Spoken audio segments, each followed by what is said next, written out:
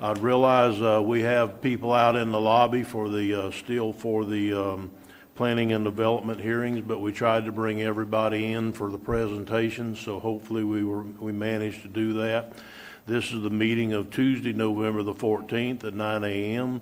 Our invocation this morning will be given by Pastor Eddie Stith, and the Pledge of Allegiance will follow by Bill Pickens. Please rise if you can. Let us bow today. Father, we just thank you that on this Tuesday morning that we can just gather in this place and we can just discuss this great city and this great county that we live in. Father, I just pray that today that as we have discussions and as we look at how we can make Putnam County better, Father, I pray that you would give everyone in this place patience. Father, that you would give them a resolve. That, Father, that we all have the same heart and the same desire to leave Putnam County for our children better than it is today. Father, I thank you that your face and your favor is upon this community, upon this county. Lord, I thank you for all the elected officials. I thank you for everyone who serves us day in and day out, our first responders.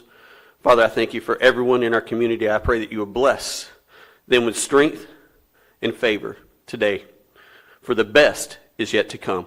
In Jesus' name, amen. Amen. Please join me in the Pledge of Allegiance.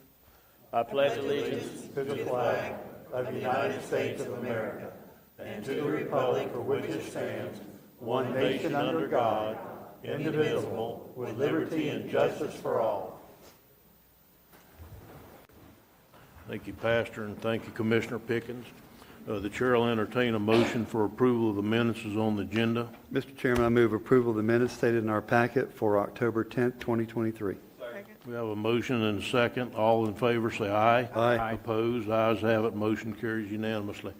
We're going to recess the Board of County Commission meeting at this time, and we're going to convene the Port Authority meeting. And the chair will entertain a motion for approval of the Port Authority minutes. Mr. Chairman, I move approval of the Port Authority regular meeting October 10th, 2023 as listed in our packet. We have a motion and a second. Is there any further question? All in favor say aye. Aye. Opposed? Ayes have it. Motion carries unanimously. At this time, we're going to open the floor for public comment on Port Authority items. Port Authority items. Seeing none, I'm going to ask Sam Sullivan to come forward and give us a port update.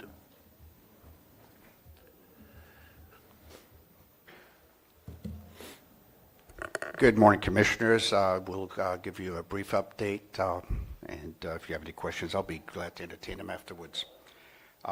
If you recall, a couple of years ago, Representative Payne had some legislation placed on the Florida statutes, Chapter 311, regarding the Port of Putnam, and the possibility of getting inserted as an official port. One of those conditions was to apply for state funding, do a study, and then have that study reviewed by the Florida Seaport Transportation and Economic Development Council and have it approved.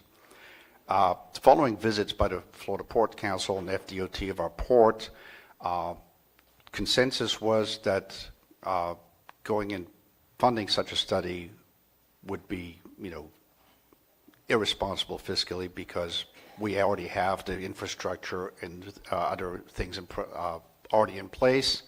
Furthermore, we developed a master plan that you all approved recently. As a result of that, FDOT counseled that we write a study in-house, which we did. It's part of your packet.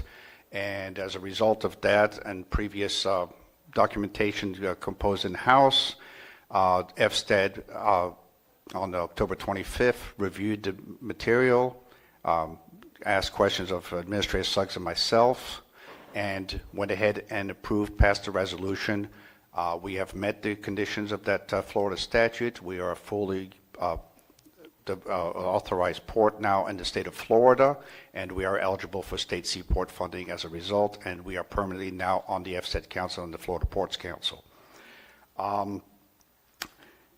As dredging goes, Thanks to the Sheriff's Office, Colonel Wells and Sheriff DeLoach, we went and sounded some of the channels that the Corps is looking at. I'm probably going to be reaching out to Colonel Wells in the near future once we get some additional coordinates, and we're going to be sounding some other channel access from Rice Creek. We do believe that the cubic yardage that would be dredged would go down from 200,000 to about 30,000 cubic yards, which would make our cost for dredging considerably less. We also think that that sounding would indicate that we could possibly, at this time, once we feel that the infrastructure that we have is safe for docking by commercial vessels and loading and unloading, that we could commence commercial traffic of smaller sizes prior to the raising of the Shands Bridge, which is still scheduled for 2030. The Corps is still moving forward with their studies and should be submitting their tentatively scheduled plan to their headquarters in March of 2024, which would be the final step before the authorization of the dredging project. Finally, the PID grant is still in process. As you know, Congress is having some situations presently, and that is delaying anything that could happen over at the Department of Transportation. We are at the last step before we have a grant agreement, but that is on hold until Congress resolves its issues. And that is the summation of my report. I will entertain any questions at this time. Mr. Harvey?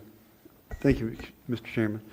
Sam, thank you for all your hard work, and thanks to our administration for that. You know, Putnam County had a port. I don't know when it started, but it was back a long, long time ago, back in the 50s, 60s. And this is going to be great for Putnam County. We're not bringing big tankers in here and things in that nature, but it's going to really help our economy out tremendously. When we talk about dredging, how many feet are we going to dredge? Because it's not going to be that big. I don't want the audience to think we're going to We're looking at 12 plus 1, which would allow us to bring in commercial barge vessels. Okay, good deal, good deal. And for those of you in the audience that don't know where our port is, it's on 17 out there where Lafarge is, where they build actual bridges at. So Veritas Steel. Veritas Steel, I'm sorry. Yeah, you're right. So it's going to be good for us, and we've already invested in that area when we bought the Georgia Pacific property there. So I think that's going to be good. When you look at the Outer Beltway being 17 minutes away from that location, it's really going to move goods and services in and out of Putnam County and bring tremendous economic development. And for those of you, the river was the transportation highway back many, many, many, many years ago, and we're going to hear about that book a little bit later on. But truly, it's really exciting to see what's going to happen here in Putnam County along that waterway. So thank you very much for all your hard work. Thank you, Mr. Chairman. Commissioner Adams-Act? Yeah, I just want to say thank you for the work you're doing, Sam. And I do appreciate that we are moving forward with considering utilizing the port prior to the 10-year plan, or it was scared the crap out of me, to be quite honest with you, so that we'll be able to utilize it sooner than later, and that we have some plans in place, and we're going towards that. So thank you for that. Thank you, Commissioner. Is there any other questions for Mr. Sullivan at this time? Thank you, Sam. We appreciate your hard work. Okay, I'll open the floor for general discussion by commissioners on Port Authority items. Okay, hearing none, I'll close general discussion, and we will adjourn the Port Authority meeting and reconvene the Board of County Commissioners meeting, and we'll move into presentations, number A on the list, which will be read by Commissioner Pickens. Is anybody from Haven Hospice here this morning? Would you come to the podium, please? Commissioner Pickens. Okay, thank you, Chairman Turner. Putnam County Proclamation number 2023-140, National Hospice and Palliative Care Month, November 2023. Whereas for more than 40 years, Haven has helped provide comfort and dignity to thousands of people in North Florida, allowing them to live their last months, weeks, or days comfortably with the people they love. Whereas Haven utilizes interdisciplinary and team-oriented approach to treatment, including expert medical care, quality symptom control, and comprehensive pain management as a foundation of care. Where beyond providing physical treatment, Haven attends to the patient's emotional, spiritual, and family needs and provides family services like respite care and bereavement counseling. Whereas Haven provides community-based palliative care, which delivers expertise to improve quality of life and relief from pain and can be provided at any time during an illness. And whereas increasingly fragmented and broken healthcare system, hospice is one of the few sectors that demonstrates how healthcare can and should and work at its best for its patients. Whereas every year 1.5 million Americans living in life-limiting illnesses and their families receive care from the nation's hospice programs in communities throughout the United States, including Haven. Whereas Haven is an advocate and educator about advanced care planning, and that helps individuals make decisions about the care they want. Where the Centers for Medical and Medicaid Services have pledged to put patients first in all of its programs, including hospice, ensuring a coordinated and patient-led approach to care, protecting patient choice and access to individualized services based on the patient's unique care needs and wishes. Now, therefore, I resolve that I, Robert Pickens, by virtue of the authority vested in me by Putnam County, do hereby proclaim November 2023 as National Hospice and Palliative Care Month and encourage citizens to increase their understanding and awareness of the care at the end of life, discuss their end-of-life wishes with their families, and observe this month with appropriate activities and programs. Mr. Chairman, I approve that we adopt this proclamation. We have a motion. Do we have a second? Have a motion and a second. Is there any further discussion? Hearing none, all in favor say aye. Aye. Opposed? Ayes have it. Motion carries unanimously.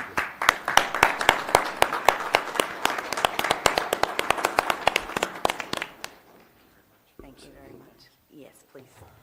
I'll have to move this down a little bit. So I'm solo today because my partner, Danny, is no longer with us, so get to do this by myself, so I'm going to need to find a new partner. But I just want to thank you all for always allowing us to come and receive this proclamation every year. So we're approaching some very exciting times at Haven. Starting in 2024, we will be celebrating 45 years in Putnam County. So we're going to be the longest standing hospice here in Putnam County for 45 years starting next year. So we just want to thank Putnam County for allowing us to take care of the residents here, and for you guys always being so gracious and letting us come and do this. So thank you. Would you like to come up for a picture? Over up here.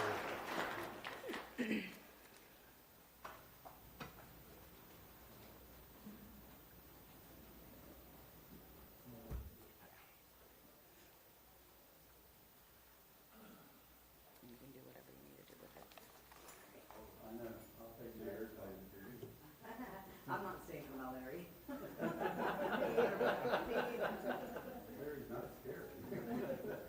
All right. 1, 2, 3.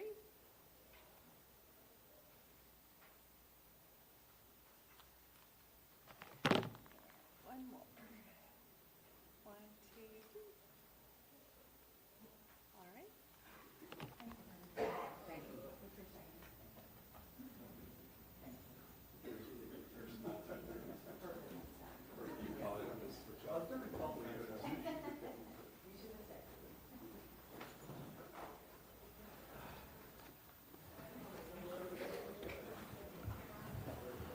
Okay, next we'd like to ask everybody that's here with one book, one Putnam to come forward.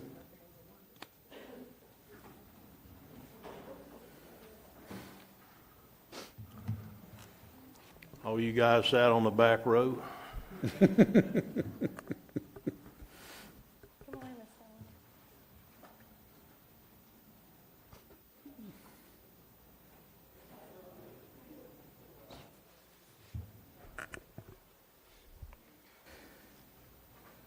Putnam County Proclamation Number 2023-141. One Book, One Putnam, 2024 Putnam County Read, A Land Remembered by Patrick D. Smith. Whereas reading is an important activity for all of the residents of Putnam County, and whereas less than half of the adult population of Putnam County now reads literature, the Board of Commissioners wishes to encourage all of the county's residents, both young and old, to read. And whereas reading is one way to create bonds with family and among friends and neighbors, We want to get everyone in the community, from high school youth and office workers to public officials and senior citizens, to read and discuss a great book together. And whereas One Book, One Putnam is encouraging all residents to read Patrick D. Smith's A Land Remembered, the Tebow Prize-winning book for most outstanding Florida historical novel about the triumphs and hardships of life in Old Florida. And whereas this program aims to provide literary reading in Putnam County, therefore, in support of this goal, there will be book discussions, community activities, and knowledgeable speakers. And whereas the Board of County Commissioners knows the residents of Putnam County will benefit and learn from reading this book. And whereas One Book, One Putnam is celebrating 20 years of encouraging reading throughout Putnam County. Now, therefore, be it proclaimed that the Putnam County Board of County Commissioners does hereby support learning through reading as promoted by One Book, One Putnam, and proclaims January and February of 2024 as the One Book, One Putnam County Read Months. Done, ordered, and adopted this 14th day of November. Mr. Chair, I move approval of proclamation number 2023-141. Second. We have a motion and a second. Is there any further discussion? Hearing none, all in favor say aye. Aye. Opposed? Ayes have it. Motion carries unanimously.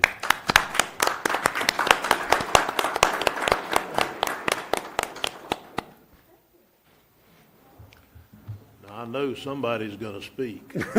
I know the group.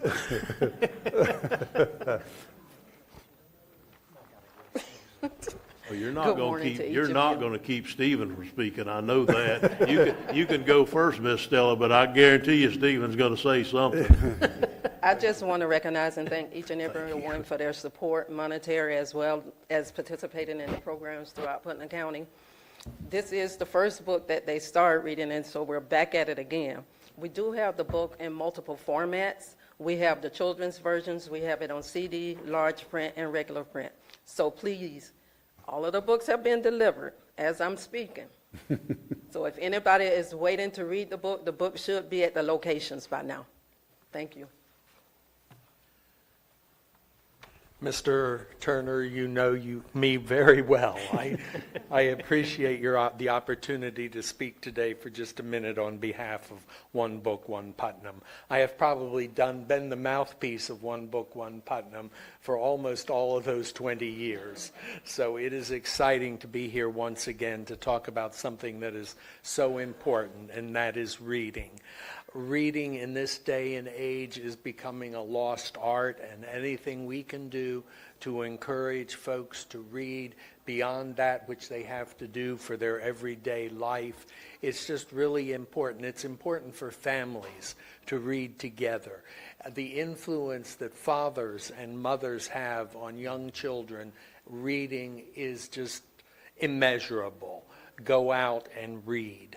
I need to acknowledge all of the folks behind me who are members of the One Book, One Putnam, and specifically this time to honor Bob Lee, who has been our chairman for the last several years, who is leaving the committee at the end of this year. We would not be what we are if it weren't for Bob's leadership. So, Bob, we appreciate you no end. Well, thank you. It's been very enjoyable. Thank you. And thank you to all of you who year after year after year have supported One Book, One Putnam in many, many ways. As everybody knows, we are a completely volunteer organization. We get no direct funds, although we would love a few $1,000s from you. We know we get no direct funding from the commission, although we get a lot of in-kind support from the library system. And again, we would not be able to do that without the support of Stella and Misha, and Stella's willingness to say, okay, they're a crazy group of people, but we're willing to do that anyway. So just thank you all very much. There'll be more information. Our kickoff is coming up in early January. And A Land Remembered is very special to us because it is the beginning. We started with this book, and we felt that to celebrate 20 years, it was time to go back to it. And there are tons of people who live here who think that Florida started when Disney moved to Orlando. And Florida's history is so rich and so vast, and Disney is just such a small part of that great history, that A Land Remembered captures that history of Florida very well. So I would urge new people to read A Land Remembered. So, Mr. Chairman, Commissioners, again, thank you so very much for your support over the years. Mr. Chairman, thank you. Thank you, Mr. Chairman, for allowing me to give a brief comment. When I got appointed by Governor Scott, my wife said, make sure you fund libraries. Very important. And Ms. Stella, you know, she goes and checks out armloads at a time, and she reads a book like this all the time. High school librarian told me, I got a book I want you to read. I said, I've never read a book cover to cover in my whole life. You've heard me tell this story. I said, how many pages? She told me, and I said, it's going to take me a year or two to read that book. I'm just not that guy. It took me 2.5 days, right at 3 days. I couldn't put the book down. I would walk through the house reading the book. Almost in the shower, reading the book. Amazing book. And it did. It brought me back to when I grew up in the scrub, hunting and fishing and bathing in the Ocklawaha, and as a young boy learning to drive the stick shift truck and just having a ball. And it reminded me so much about that. So I would encourage all of our listening audience to get this book, be a part of that. And while I still have the microphone, I need to give kudos. Commissioner Lible, you're here today. Thank you for being in attendance. You helped me immensely when I first got here, and you know the struggles we went through, but you were always a gracious gentleman, and I appreciate that. And Yvonne Parrish, you taught me one thing that I still do every time. Read the packet. Remember you said that? Read the packet. So I'll never forget when I sit down and read my packet, you're the one who said, read that packet. So, and I do. Thank you for so much, okay? Appreciate it. Thank you, Mr. Chairman. Read the packet and ask questions. Okay. Thank you for coming today. If y'all would like to come forward and we'll get a picture. Do you want to stay here or you want to go there?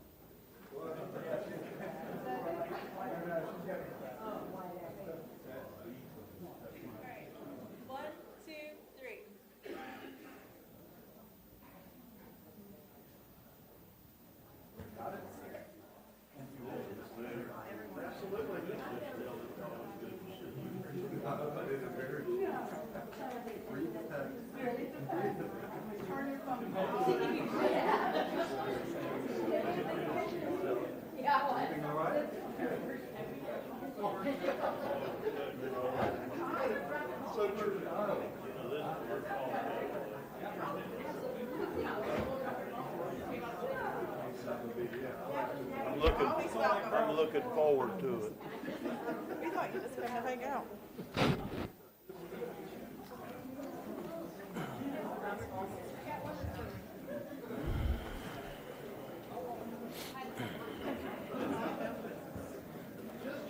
Everybody should be through the line now.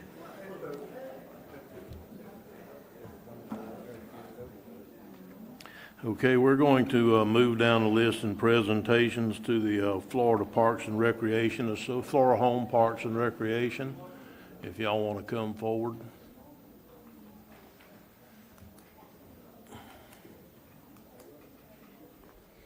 Good morning, Commissioners and staff. As most of you know, a few years ago, Mary Lynn came before the Recreation Advisory Board and then before the Board of County Commissioners, and they had a building out there that was on county property that she wanted to partner with us to restore. and we thought she was kind of crazy there at first. But since then, she showed us the vision of what could be accomplished, and so the Board of County Commissioners partnered with her. We came together and partnered with her, and it was a great example of a private-public partnership. They did most of the heavy lifting, but you guys were part of this, and they want to express their appreciation today. Thank you, Kevin. Good morning, Commissioner. Good morning to you all. I am really, really proud to be here this morning, and I'm not asking for anything. I'm here to report the progress that we made on a really important project to the Flora Home community. We have finally completed the restoration of Flora Home's historic Palmetto Hall, and we couldn't be more happy. The building turned 100 years old this year, so it was a perfect time to celebrate its completion. Just a little bit of history. The building was built by the Village Improvement Association, which was an early women's club group. It was built in 1923, and the building cost $133.50 to complete, and we know that because we have the minutes from the organization. It's not a fancy building. It's humble. It's frame vernacular, a perfect Florida building with heart pine floors and cypress walls. It's a beautiful, beautiful example of Florida architecture. The building stood as the heart of our community all this time. It served as our library. Of course, the women met at the building. It also was our first fire department, and basically where all of our important social and community events took place from. In November of 2019, I came before you all and asked permission to restore the building. It was in a very bad condition. It was probably had not been used for about 30 years. It was boarded up, but we really wanted to try to save the building. So with your permission, we moved forward. Who would have dreamt, though, that 4 months following your permission, we would have been shut down with a global pandemic? And with that came a lot of problems for us, both financially and in the chain supply end of things as we had to restore the building. So it really was a labor of love and an example of I think I can, and finally that we did. We received our first permit in May of 2020 to restore the building, and then about 3 years later, we completed it officially in August of 2023. We want to thank the volunteers and the donors. Without those folks, the building would not have been restored. We've logged over 2,000 volunteer hours. We had 300 local donations. We were very lucky to have the support of the business community. Many, many local businesses contributed very graciously, and with either a financial gift or in-kind contributions. We do have a plaque in the building permanently placed to honor those folks that were responsible. It was a true community effort for us to raise the dollars, and I'm here to tell you that we raised $150,000 as a small community group, and that does not count the contribution made by the board to assist in that effort. So we had anticipated the building would have cost about $120,000 to restore, but it ended up being a bit more than that. We recently had 2 very nice celebrations, a gala one evening with jazz music and nice food to honor those people that helped us. And then we had an official ribbon cutting for the community, which was well attended. And we were so grateful to open the building and show the building. It really is beautiful and a tribute to our town's history and to our effort to complete the building. On behalf of Flora Home Park and Heritage Association, I really want to thank you all sincerely for the trust you bestowed upon our organization. I mean, I'm sure a lot of people come up before you and ask for all sorts of things, but it really was a leap of faith in this case. And we have really had a fantastic partnership between the county If we work in isolation, we don't accomplish very much, but by working together, government, business, and community groups, we truly can accomplish a great deal of things. We formed in 2017 with a mission to preserve our park and to enhance what was there and really what was falling down. So since 2017, we've spearheaded about $300,000 worth of improvements. We have a beautiful pavilion. We redid the ballpark buildings. We redid the pickleball court. The county helped us redoing our basketball court. We expanded the children's playground, and then this final project, which was a big one, to restore the building.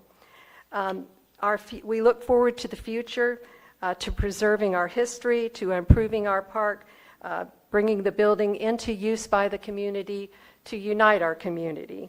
And we especially look forward to a continuing relationship with county government. To commemorate the completion of the building and 100 years of history, we created a commemorative coin to honor the women who built the building and the 100 years of history. So we would like to, as a gift, give each of you all a commemorative coin, and if you'd please ensure that the constitutional officers receive one as well, we would be very grateful. This is Melinda Sturdivant, and she's one of our directors. So Melinda, if you could present this, please, to the chair. But we just want to thank you from the bottom of our hearts for believing in us and allowing us to save a part of our history. So thank you.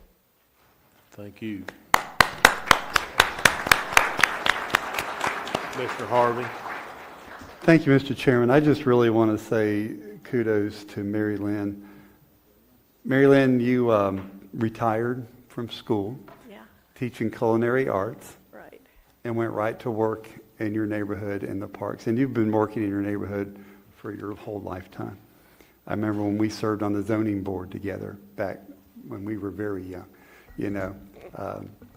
or at least I was very young, and you taught me a lot of good things I needed to know.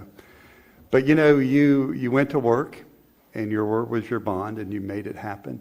And you gathered all the players with you and all the team.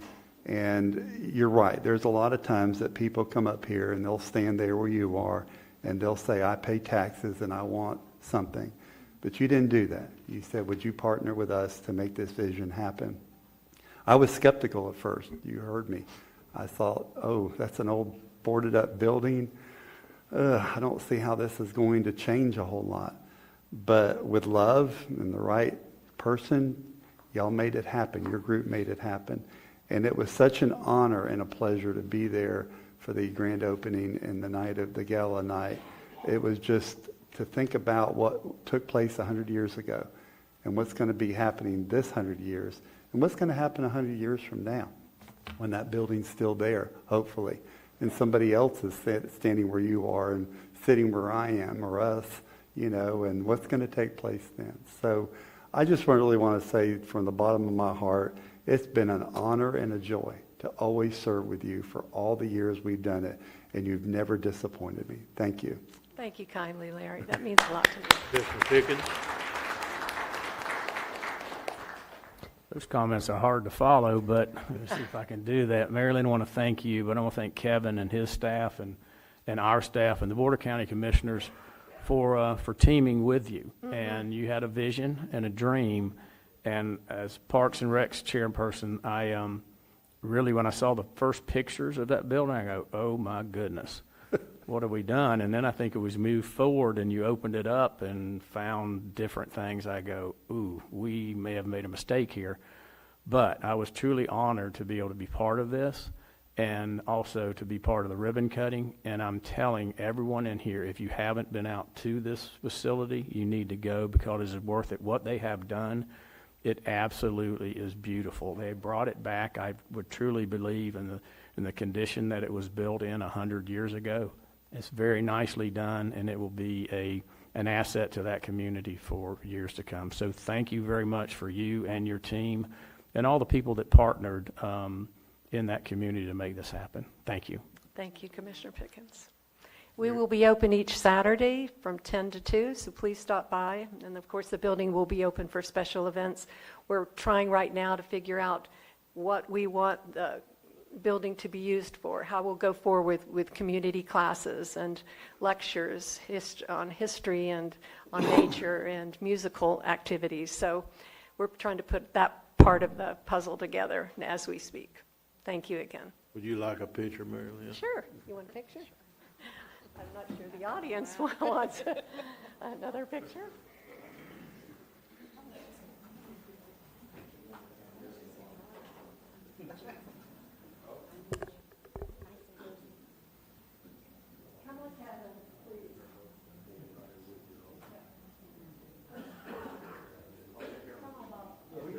Yeah, someone go on that.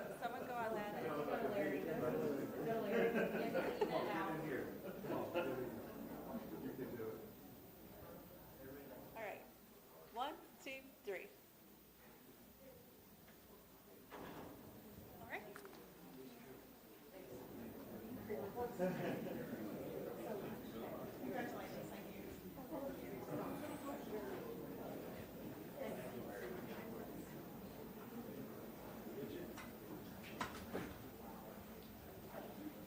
All right.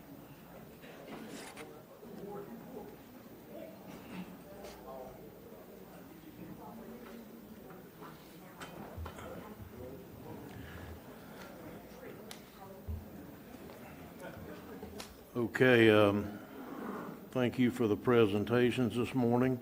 We're going to move into the planning and development public hearings. The first case this morning is going to be the PUD 23-06, which is the RV park out on 100. The second one listed on the agenda is the East Palatka PUD, which is the one at the corner of East River Road and Putnam County Boulevard. Now, I'm trying to do this as a consideration to the people that are here this morning to where they won't have to sit here all morning and go through the other cases. I'm going to tell you that we are not going to hear that case until 12:30. So that gives you the opportunity to stay here and be with us. I'm not trying to run you off. Or you can leave and come back to 12:30. If something was to happen that we get done before 12:30 with the first zoning case, we will do the 2 text amendment cases like we did last time, waiting on the people to get in. So, and we will not hear this case until 12:30. So that gives you the opportunity either to stay with us and join us or to come back at 12:30. If I was sitting in the office, in the audience, I would appreciate the fact that I didn't have to sit here and wonder what time that next case was going to start. So hopefully I don't upset anybody, because that's not the intent here. I'm trying to make it convenient for the ones that don't want to sit here all morning, is that we will not hear that case until 12:30 or sometime thereafter if we're not done with the other zoning cases before then, this other zoning case before then. So, excuse me? I'm talking about the case at East Palatka over there at the corner of East River Road and Putnam County Boulevard. Right now, yes, sir. Right now.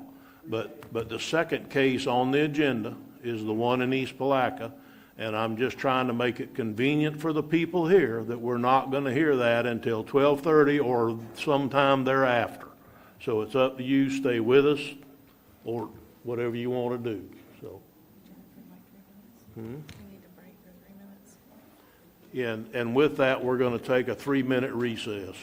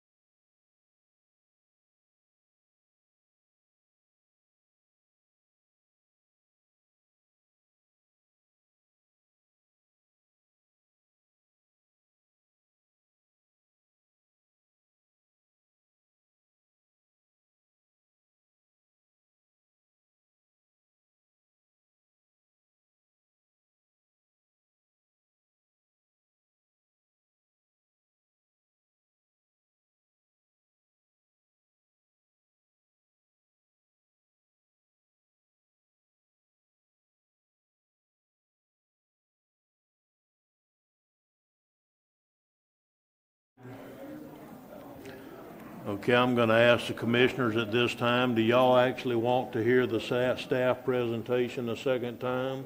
Mr. Chairman, I'd like to make a comment. Your question is, do we want to hear the staff recommendation again? I think all I want to hear is what's been updated since the last time, and that's how this commissioner feels. Thank you, Mr. Chairman.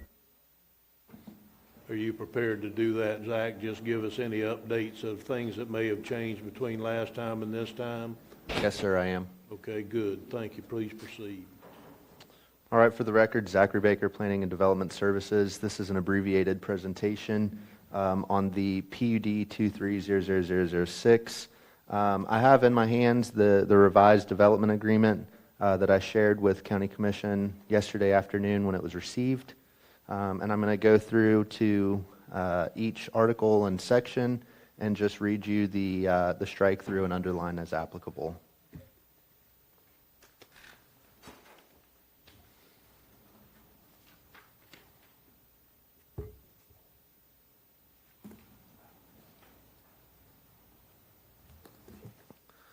So in Article 4, Section 4.4, in reference to sanitary septic, the applicant has stricken the request of a waiver for a lift station.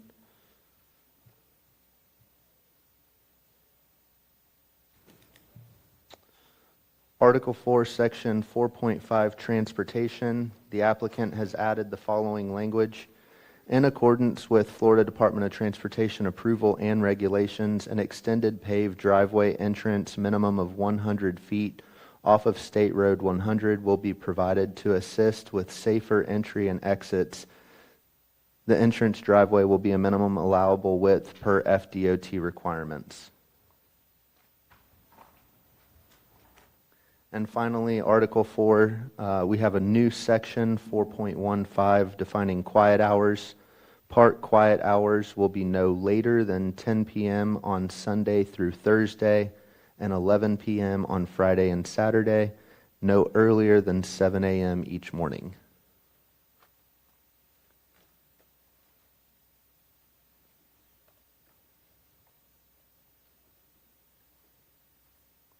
That's all. Is there anything at this time for questions for staff? Okay, would the applicant like to come forward or the agent?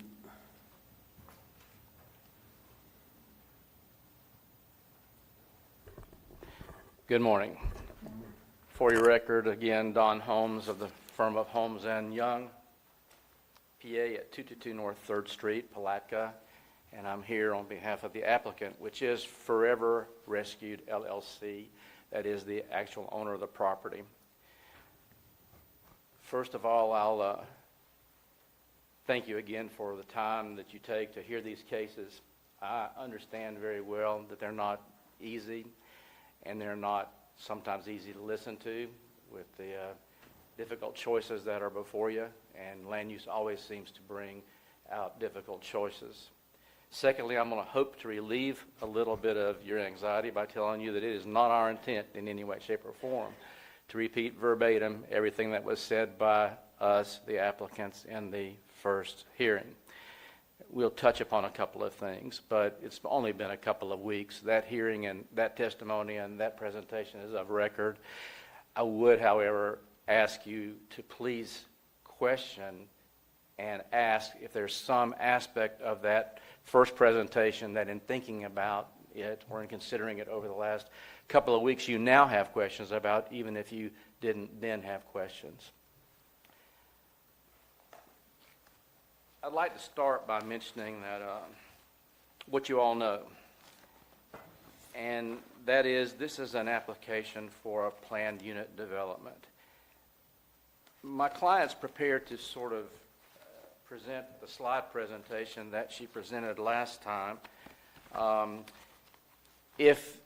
I guess I'm going to ask for some participation from you. If any of you don't recall the nature, purpose, or concept of her proposal, then we're happy to run through it real quickly. And otherwise, again, we're not going to take your time. It was presented of record at the last hearing. Does anybody want to see it again quickly?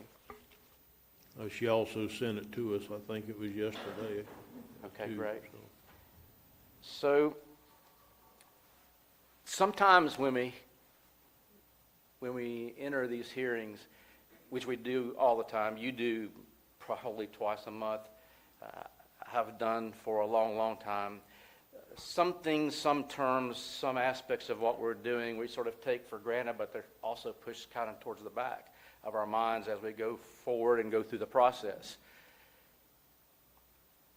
My client is proposing a unique brand of activity land use, featuring RV sites, featuring glamping, and featuring primitive camping, with some ancillary activities, and with a unique feature that she has direct access to the trail that will ultimately span from Lake Butler to St. Augustine.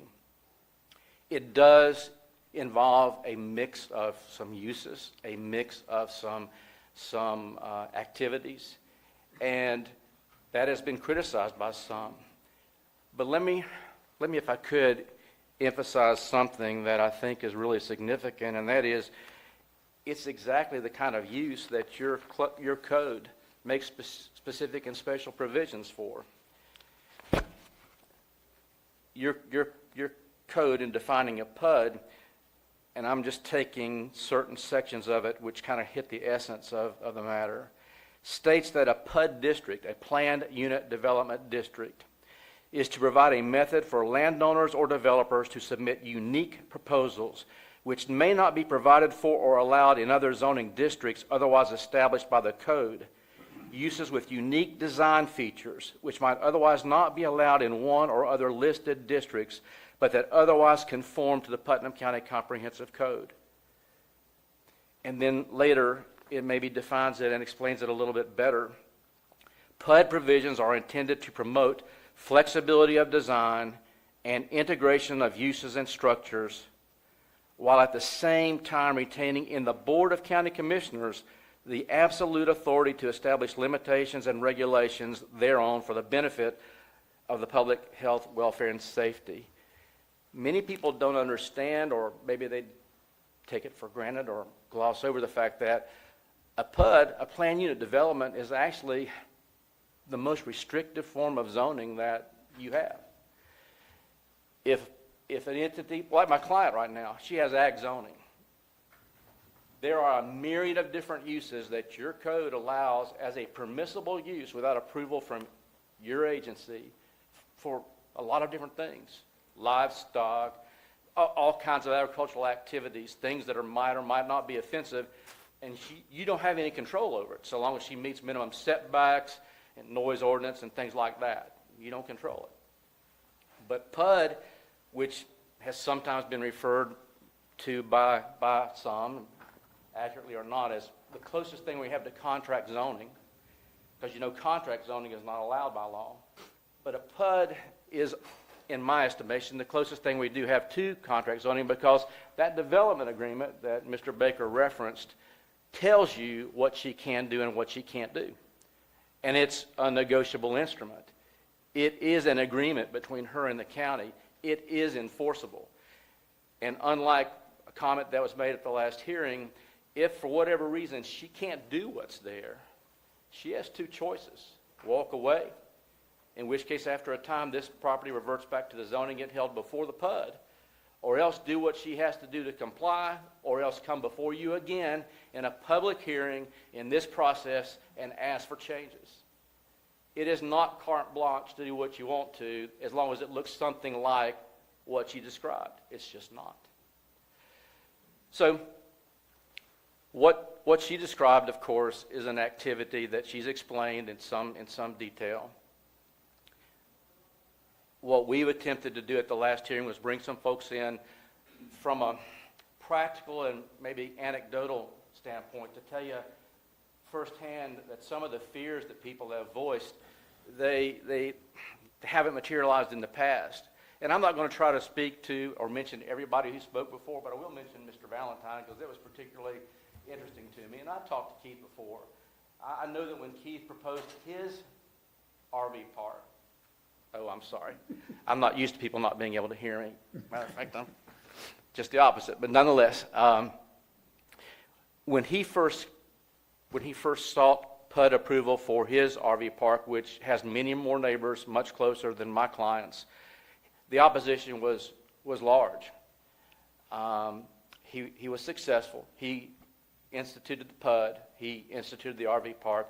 And when he came back subsequently for a modification, and I honestly don't know what the modification was, but he came back for a modification because he, again, was bound by that first PUD agreement. He couldn't change it unless you modified it. He had no opposition. Because after he had been in place for a while and people had seen that their worst fears, their worst imaginable fears, the worst fears that the internet could conjure up, they just weren't there. And then, of course, the second speaker that was interesting to me was the other gentleman who had the RV park, who talked about the lack of problems.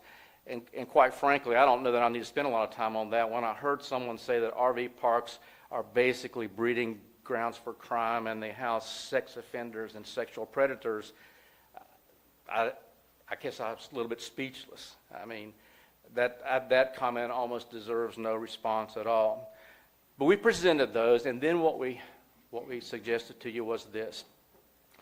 And your staff report suggests this also.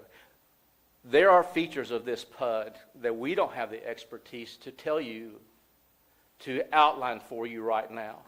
So of the changes that Mr. Baker mentioned, the one was eliminating the request for a waiver of the lift station.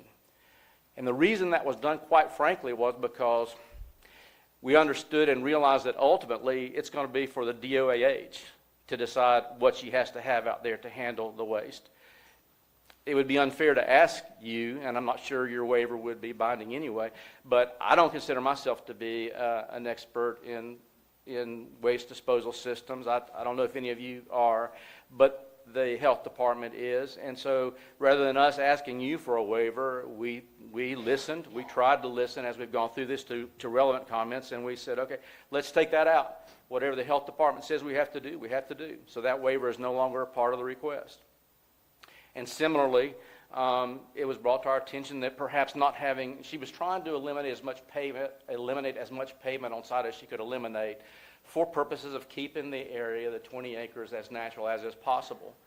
But it was suggested to us that not having a paved entrance leading from Highway 100 would probably produce a slowdown of folks trying to enter into the park, because even if it was a stable surface, so as you approach asphalt and you see limestone or whatever, crushed rock, folks, especially folks driving an RV, are probably going to anticipate a bump and slow down and make that turn even slower than they might otherwise.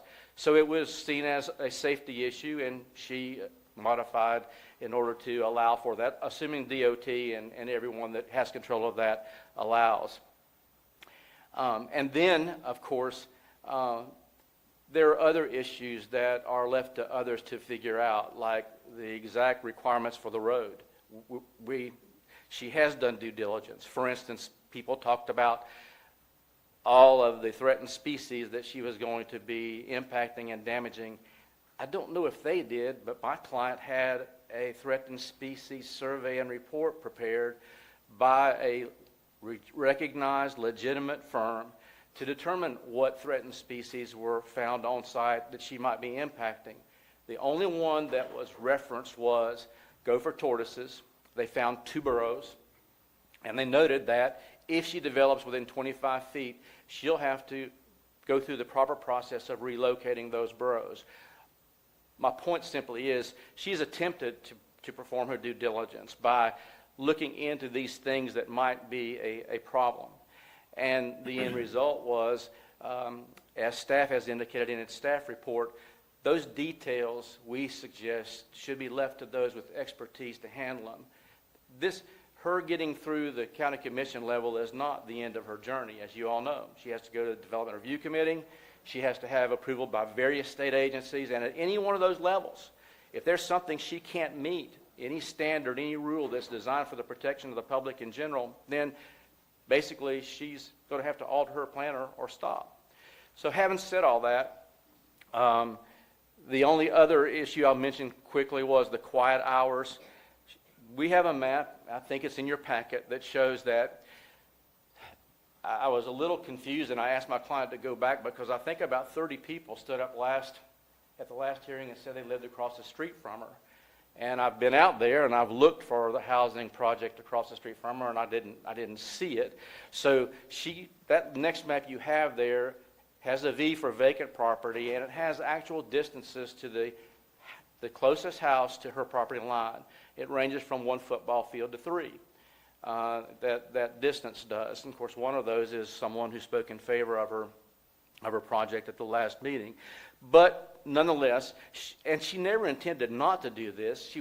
She just had a little bit of confusion as to how much detail she should put in that development agreement.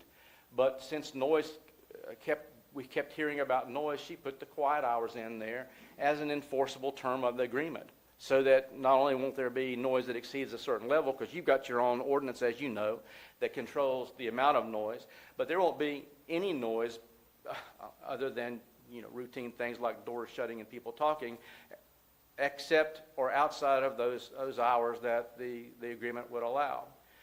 So with all that having been said, we would revert back to the fact that my client's application was considered by your staff, and your staff considered your code, and your code defines what a PUD is for and what must be shown in a PUD application in order to gain approval, and your staff considered those in a written document, and without going into great detail, and subject to the understanding that we all have that certain of the technical items will have to be addressed by those agencies with jurisdiction and expertise, your staff concluded that this proposed PUD, this plan unit development proposal, was compatible with existing land uses in the area, consistent with the requirements of PUD zoning, which are a separate little 6 criteria set,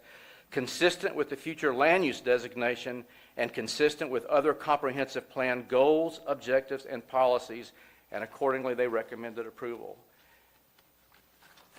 Without belaboring the point, it's simply our position that the application that was submitted met your code requirements.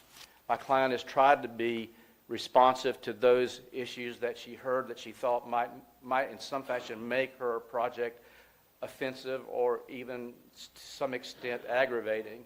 And at this point, we're going to be asking, and we would ask respectfully, that you approve the plan unit development as it has been presented.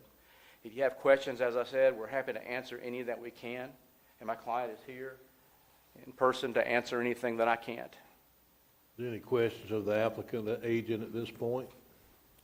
I do. There's a lot of things that she's asking for, besides the RV sites, the glamping sites, primitive camping. You're talking about office space, you're talking about beer and wine sales, live music. Can somebody define live music to me? Because this has been an issue in my district with amplified sound, and it's really hard to control. It's hard to police.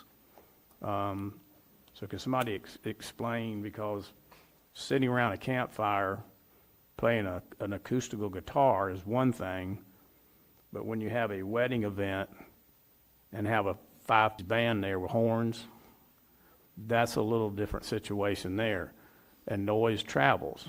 I live on the river, and the complaints I have are places that have been approved by this county. They met the PUD, they do everything right, but there's still the complaints of amplified sound going down the river, so I would assume it's going to travel through the woods in that very rural area. So can you explain that to me, because that is a definite concern of mine. Yes, sir. Appreciate the question. Thank you, Commissioner Pickens. We do appreciate the question, and I'm actually happy to speak to the commission as well as everyone here about that. The intention is not to be a live music bar or anything of that nature. The intention is if we want to support a local musician, for example, which would be more like an acoustical guitar or something, or if we want to have an occasional live event to do a community give back. We've experienced some tragedies here within our community just as of recent. So that would be an exception type of an event that we would have live music and potentially have the beer and wine sales to give those proceeds back. If we want to put some sort of limitation on the amplified sound, I am more than happy to do that. This is not like we're going to have live music every night of the week or even every weekend. We may have weddings out there in the future, so I do want to have the opportunity for someone to be able to, have music there for their actual wedding, but that would be within quiet hours and within all the sound ordinances. Okay. All right, thank you. Is there any other questions or concerns, or would it be helpful if we put some sort of restriction on the amplified noise around weekdays or something? I would think if this does move forward, that I will request something like that be addressed, because I just, they won't be calling this commissioner. They'll be calling another commissioner, about that. So Yes, sir. I understand that, providing all those services, it just, the live music can really just add, a negative thing to this. Yes, sir. Thank you. Thank you. Any other questions of the applicant or the applicant's agent at this time? Okay, with that, we're going to move into public comment. I'm going to ask everybody that they keep their comments to 3 minutes or less. If you testified at the last hearing, you're welcome to testify again. I'd appreciate it that if you have something to add, that you would do that. If you want to say the same thing, you're welcome to do that too, but we heard you last time, so it's up to you. Also, do you have any more? Okay, so somebody gave me a stack of papers here, and somebody numbered when they wanted them to speak. So I don't know who did the numbering or whatever, but what about all these right here? Do you think you're going to get to pick when they speak too?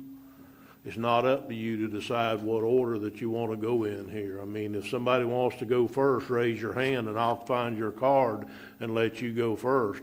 But that sets a precedence up here that makes it very difficult for future cases to come before this board when a group of people can get up and decide who gets to speak and what they're going to say and what have you. So we're going to, I'm going to try to call them in order the best I can. Yes, sir, you want to go first? No, sir, I was just wanting to comment to the numbering on there. It wasn't about that group being first. You can go through the whole stack in your other hand first. It was the group that lives closest to it had a desire to sequence the people that were talking. So it wasn't being number one, it was just a sequence of speakers. Okay. First one on the list is Angie Stanley.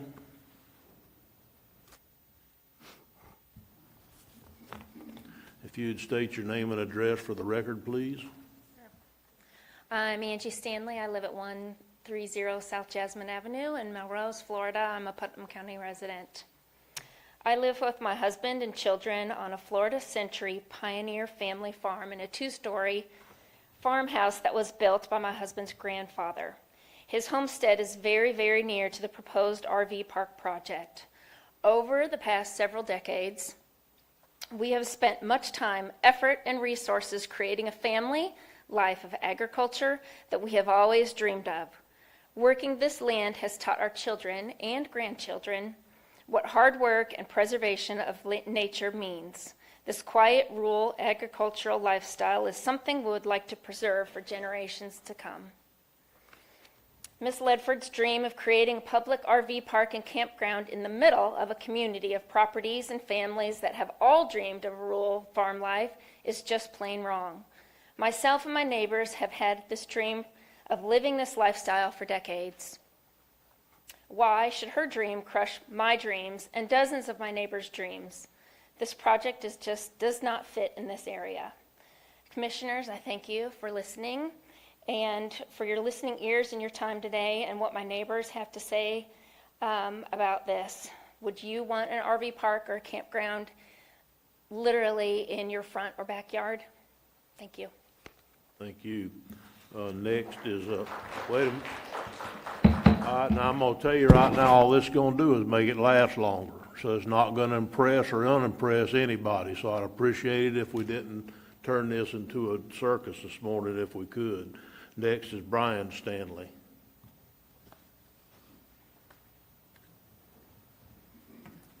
Good morning, Commissioners. Thank you for your time. Morning. I'm passing out a letter that you've already received as an email from County Commissioner in Clay County, Betsy Condon. My wife just spoke in reference to our homestead and our farm. Our family farm is unique in that it crosses over Putnam County and Clay County lines. So even though Mr. Harvey is my commissioner in Putnam County and I vote in Putnam County, Ms. Condon is my commissioner in Clay County. The letter that you have, I'm not going to read it in its entirety. You have it as an email and you have it in your hand. I'll highlight some points of that I'd like to address. While I understand fully support and control of local authority in this action, I want to ask you to please deny this application. I have several concerns with the proposed development of this property. The first is that I believe it is incompatible with the surrounding properties, including those located in my district of Clay County. These are agricultural properties with working farms. The second concern is a little bit more complicated, but just as important for environmental protection. I have heard the proposal compared with the Keystone Heights RV Park located in neighboring Bradford County. This is not a good comparison. The Bradford County required the property owners to extend water and sewer services to their property, and they are in full compliance with this. Also, this property does not border any working farms. It borders swamp, pine forest, and has no residential occupancy. I'm sure you're fully aware of the recent Senate Bill 1632, as well as several other environmental protection statutes addressing how counties manage septic tanks located within a basin management action plan within the jurisdiction. As both counties are located in the lower St. Johns River Basin Management Action Plan, I'm very concerned with the addition of this commercial property and the proposal to add that many septic tanks, especially given the size of the property and the pond location. Again, I respect your authority and local control. It certainly is a unique position given the shared county boundaries with the property. I appreciate your consideration of my opinion. That letter is from Mrs. Condon, who is from Clay County and represents the Clay County constituents. In October 24th, Clay County unanimously declined a proposed rezoning of a residential agricultural property only 1.2 miles west on State Road 100 from this project that you're now hearing about. The sole reason that they declined the rezoning of that piece of property was the comprehensive land use surrounding that commercial property. That's their reasons, and they listened to their constituents. They listened to the constituents that lived around that proposal, and they declined to rezone that piece of property for those reasons. I thank you for your time today. Thank you, Mr. Stanley. Mr. George Owen. Mr. Owen, okay.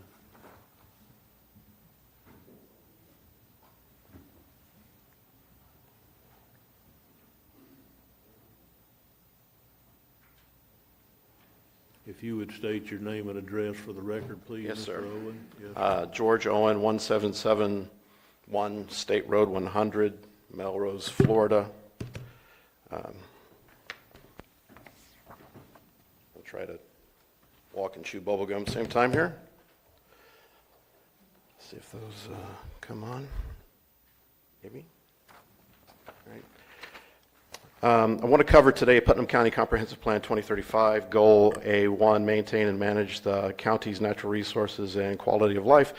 Establish a pattern of development that is harmonious with the county's natural environment, supports the rural and agricultural nature of the county while providing a desired lifestyle for county residents. The owners that bought these tracts of land in this area wanted a rural and agricultural style of life. They did not expect a trailer park to be their next door neighbor. The photos I've submitted to you are what the owners see each day if you approve this area. Instead of them having sprawling pastures, they will look out their windows and see a business, whether it's a convenience store, a dollar store, or a trailer park. I would not want to see this out my window every day when I have coffee. Policy 143, residential commercial industries shall not be permitted as a mixed use in agricultural area where such uses will be adversely impacted on the agricultural productivity of the area. And then it says, for example, community reaction to agricultural odors, noises, or livestock reaction to development, noises and activities that could result in litigation requiring the reduced levels of agricultural activity. Once again, the owners of the adjacent properties have made statements to how loud music parties, extra lighting will affect their livestock, which in turn reduces the level of agricultural activity. Ms. Leverett has even had on her website that she can have loud music by law until 10 p.m. on certain days and 11 on Saturdays. You've been informed at the previous meeting of the potential litigation outside of this series of meetings, and that, reflects back on what I just read. The culpability in this matter is very evident.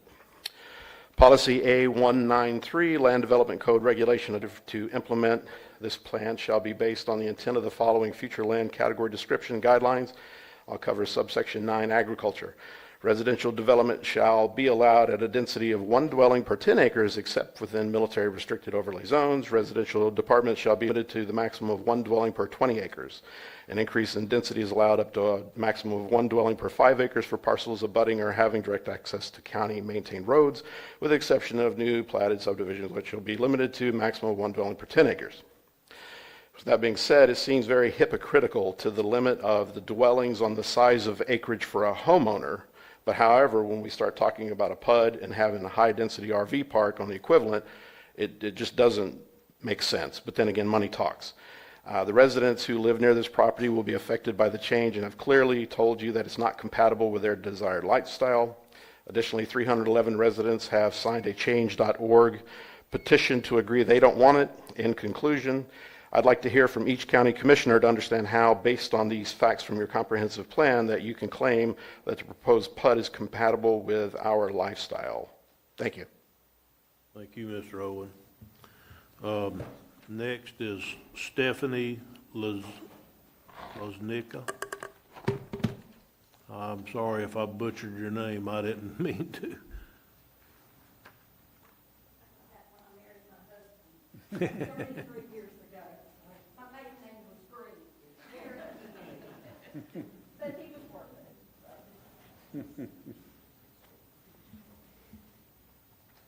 If you would give us your name and address for the record.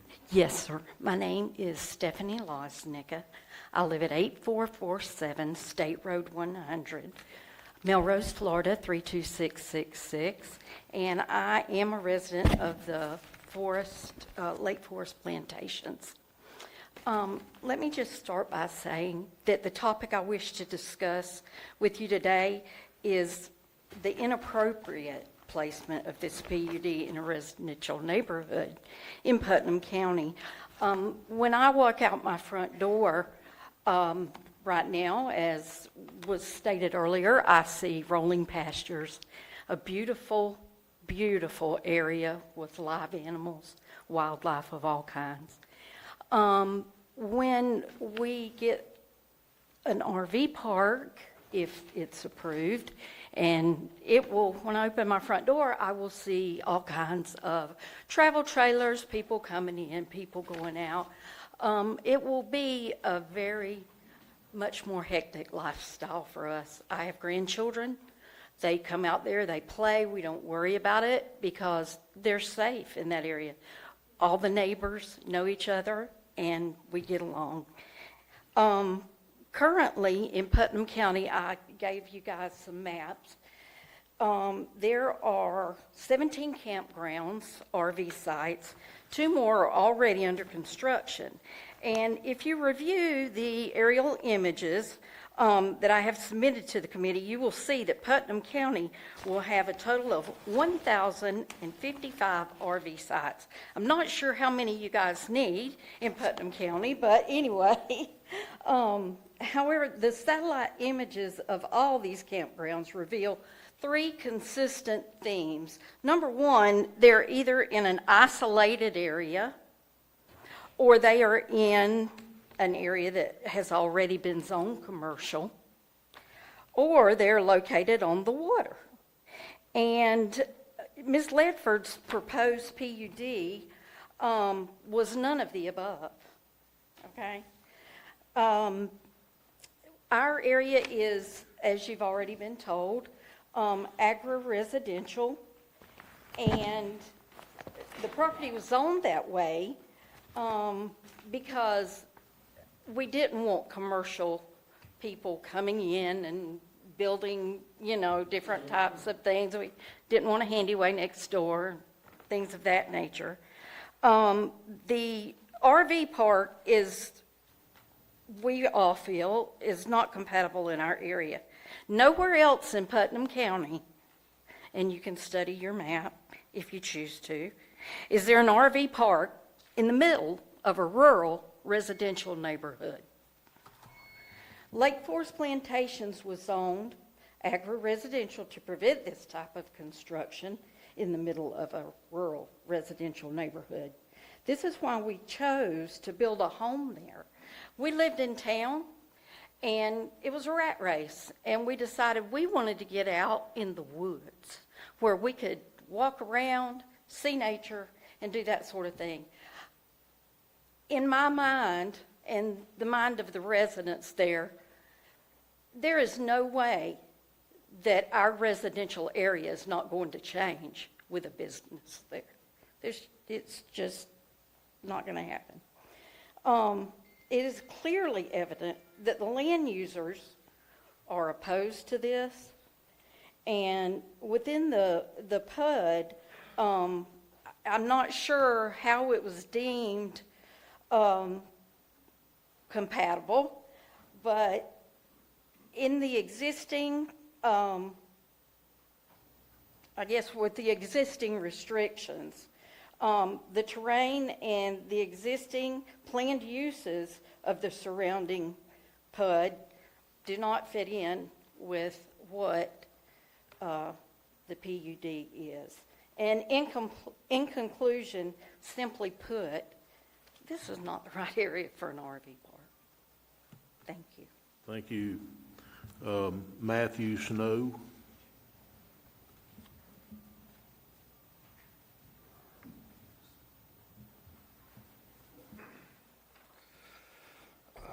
My name is Matthew Snow, 8449 State Road 100, Melrose.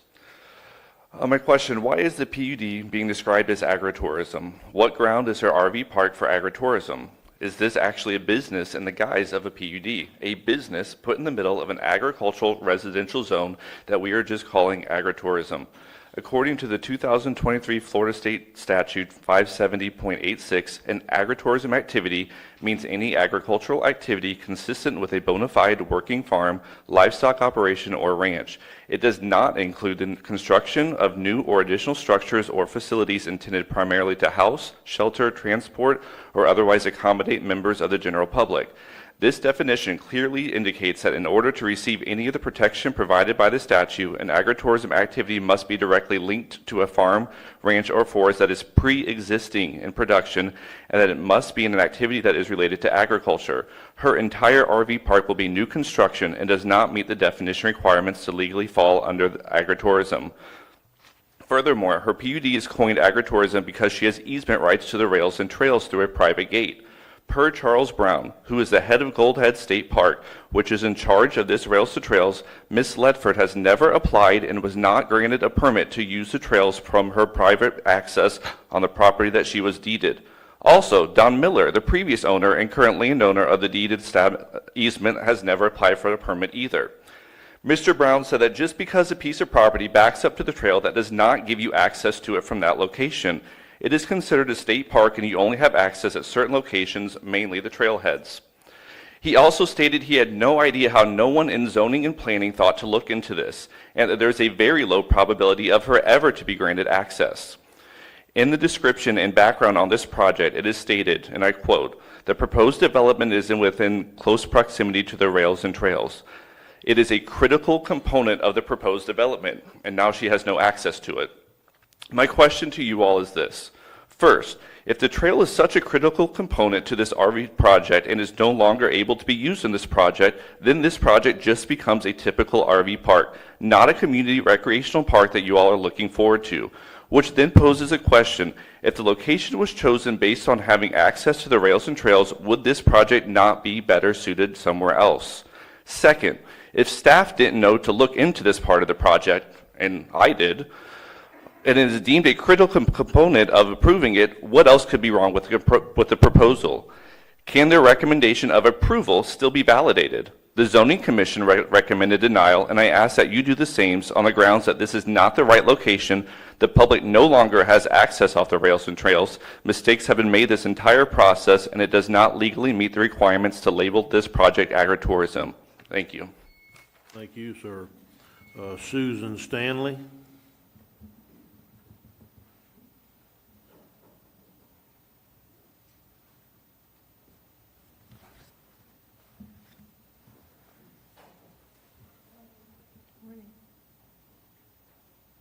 My name is Susan Stanley, and I live at 1801 State Road 100 Melrose in Putnam County. Now, we've tried to follow the proper procedure and voice our objections to this rezoning request, and as our elected representatives, we're expecting you to hear what we think will be good for our community and not what others outside our community think will be good for us. First, I wanted to correct Mr. Holmes' statement that the last meeting, the only reason the planning board voted was to deny the public opposition, but during the board discussion, there was concerns about the vagueness of her proposal, and that played into their decision. It wasn't simply public opposition. Secondly, Mr. Holmes stated if all it took was a popular vote of those in attendance and submitted emails and letters, then we could save a lot of time at these meetings, but we could also say that if all it took was to present a plan to Mr. Baker and for him to sit in his comfortable fluorescent lit and air-conditioned office and to check off each requirement in the Code of Ordinances as he interprets it as being met, then why would we even need a public hearing? And Mr. Holmes put it this way: the staff report addressing factors deemed relevant on the one hand and the public opinion on the other hand, and that implies that the residents' objections and opinions are not a basis for making a decision, to which Commissioner Harvey commented, that's right. So I ask you, why don't you do that? Because the Florida statutes dictate that the public has a right to speak and that our opinions and our objections matter. So much so, the statute says you must have 2 meetings, and one of them they suggest should be held after 5 p.m. on a weekday for the purpose of allowing people who work the opportunity to attend and voice their opinion. I want to publicly thank Commissioner Adamczak for trying to abide by the spirit of this statute by voting against this meeting held today at 9 a.m. Thank you. One PUD requirement says the type of development proposed must be consistent with the future land use map. Ms. Ledford has alluded in past meetings she'd like to increase the number of RV sites, and it's not too hard to imagine that Mr. Miller, who doesn't live in our community, sold her the property, owns the neighboring 26 acres, and has advertised in the past availability of RV and tent sites and is currently hosting RVs on his site, will in one way or another join in this kind of development. Therefore, if you approve this rezoning, the future land use of this area is going to change, and it's going to change to more intense use that tourism brings. There's planning and zoning reality, and then there's our lives reality. Technically, even though there is only one residence, the reality for us is that 100, 200, and even more people will be living next door, and that is very different from one single family residence. We're expecting you to consider our legitimate objections on the same level as the comprehensive plan and codes as you discuss and make your decision today. And we would like to hear your reasons for your decision. Thank you. Thank you for coming.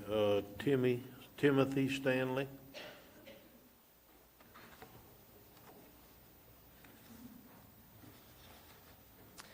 Good morning, Board of County Commissioners. My name is Timothy Stanley. I live at 116 South Jasmine Avenue, Melrose, Florida, which is just down the road from the proposed RV resort, and I am a resident of Putnam County. I'd like to build on some of what Mrs. Stanley and what Mr. Snow was saying earlier.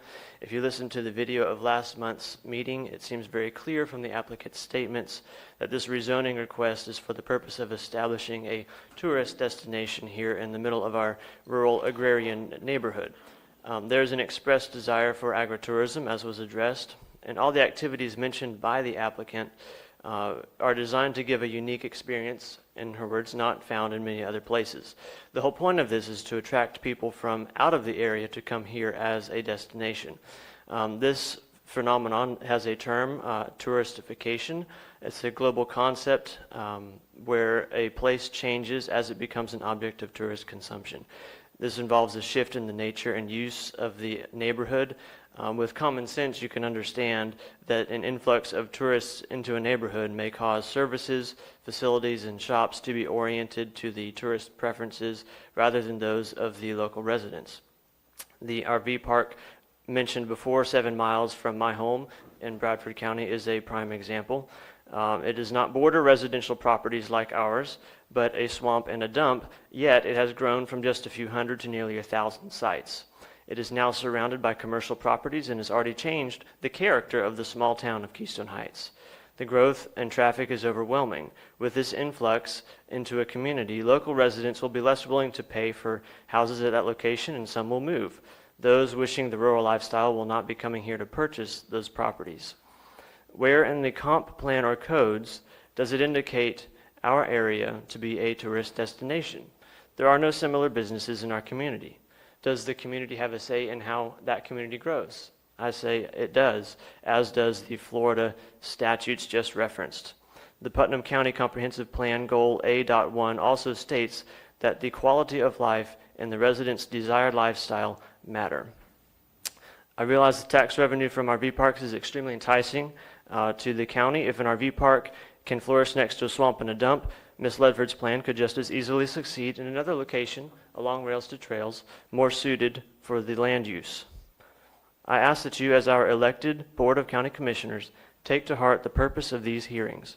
This is your opportunity to listen to those you represent and whose homes, properties, and lifestyles are directly impacted by this proposal, and who have presented and will continue to present diverse and valid arguments why you should, as I am requesting, deny the application and preserve the rural, agricultural, and residential nature of this neighborhood. Thank you. Thank you, sir. David Stanley.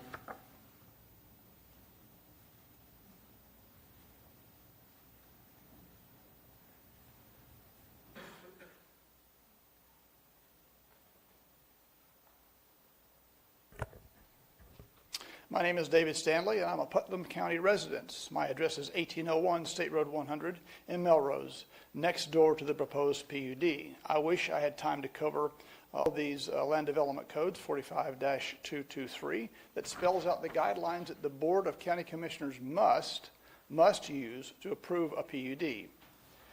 But among them are the following. The PUD must meet the general intent of the county's land development code, and the PUD must comply with standards for applicability listed in 4522A. As my wife has already pointed out, this subsection is not met when considering that the PUD design must preserve and protect the neighborhood character and be consistent with the comprehensive land use plan policies. The PUD must not be placed in an area of agricultural land use unless it is consistent with the comprehensive land use plan. Mr. Owens has already shown that the PUD violates the comprehensive land use plan, goal A1, as have others. The PUD is being placed abutting agricultural zone land, and I'll refer you to the future land use map you just received. This PUD fails on this point. The PUD must comply with the standards for applicability listed in subsection B, which says that the PUD must avoid nuisances of undue noise, odor, and traffic. No fence or wall or setback or evergreen tree will prevent the noise from the music, the barking of dogs, the 90-plus RV rooftop air conditioners, the diesel engines, the generators, the odors of campfires, and barbecue grills from adversely affecting the residents, some of which are living and raising adolescent children and animals within 200 feet of this proposed PUD. The only thing that will prevent these nuisances from affecting those that live next to this PUD is distance. The Land Development Code 45-196 that establishes buffer requirements for a PUD are vastly insufficient to prevent the nuisances of noise, odor, or traffic considering the activities this application lists. The fact that a buffer is required at all indicates that the PUD is incompatible with the surrounding land use. The Land Development Code section that describes the applicable buffers, we believe, cannot be applied to this PUD in a reasonable way when the homeowners live so close to it and are on agriculturally zoned property. The PUD is not sitting in a forest or in a bean field. So if the Board of County Commissioners must make their decision based on the controlling document, 45-223, we have shown and are convinced you must turn down the application for rezoning. We, your constituents, want to know, if you choose to approve this rezoning, how you could ignore the land development code that, from any reasonable interpretation, in this instance, should prevent this PUD. The PUD creates undue nuisances for the surrounding homeowners and is incompatible with the desired lifestyle, and it should not be allowed. Thank you. Thank you, sir. Evan Stanley.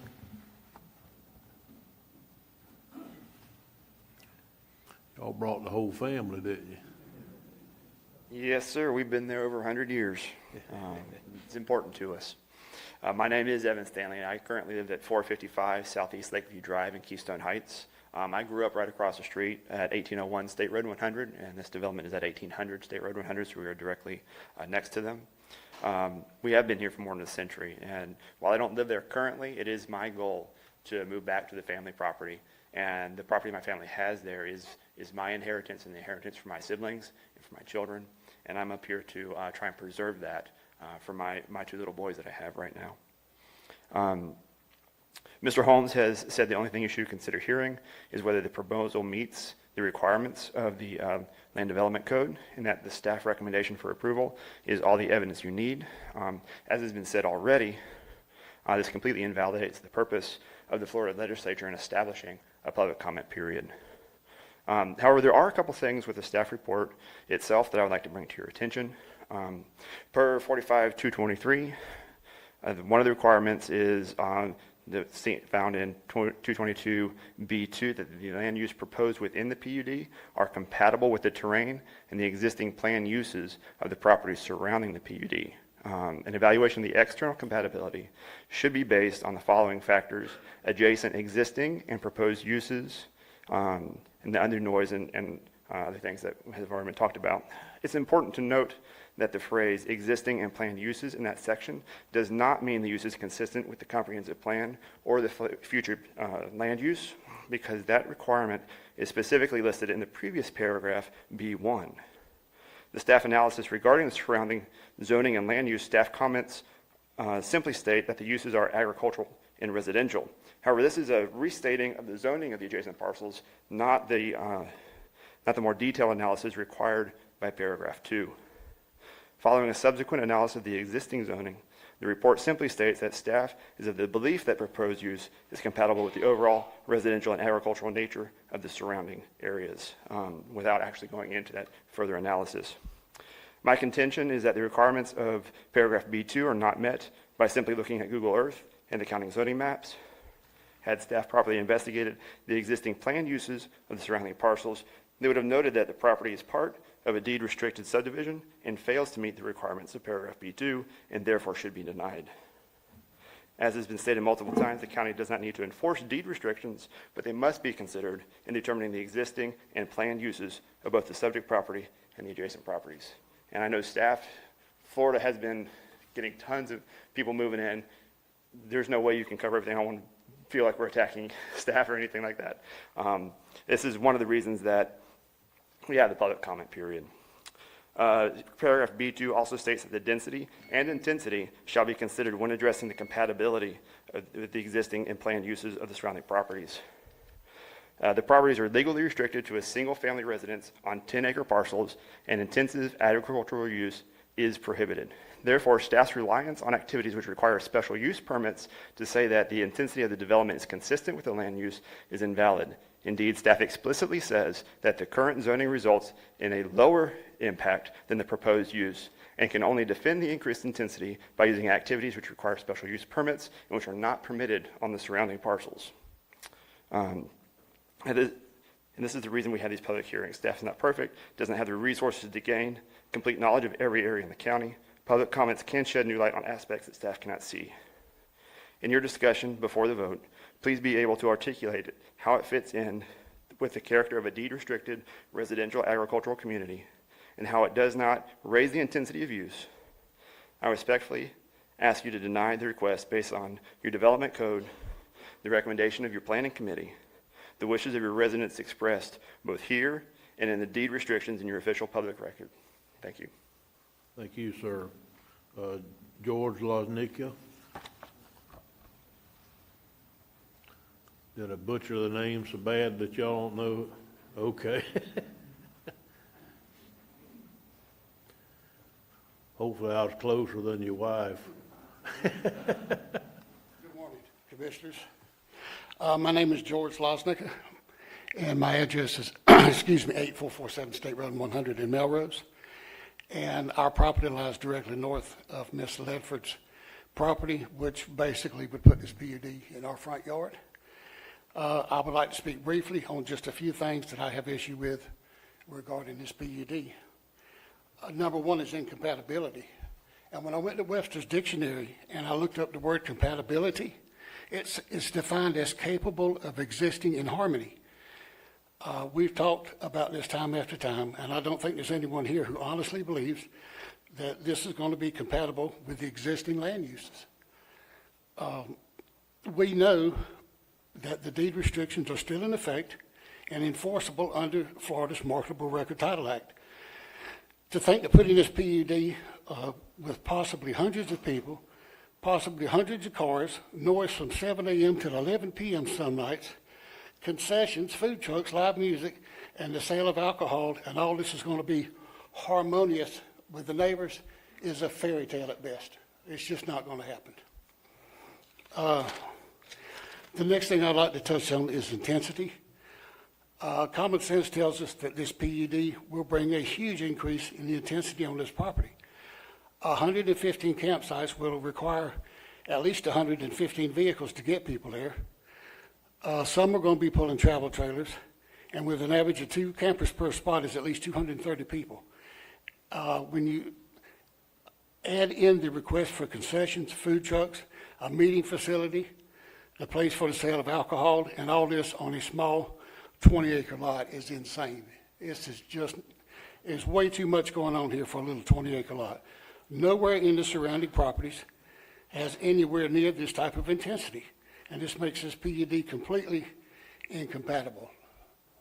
And the last thing I'd like to touch on is I thought I was going to hear some supporters of Ms. Lever's proposed PUD this morning, and I thought that they had the opportunity to speak. I may be wrong, but if they did, I saw no one speak up in support of this. Zero. Okay, but at the last count that I took, there were 312 signatures on the change.org petition, with many more not knowing about the petition or could not able to be here today because of work. A lot of us older people really don't do the tech thing, so a lot of people didn't sign up for it, but I'm sure that there was a lot more people out here that opposed this.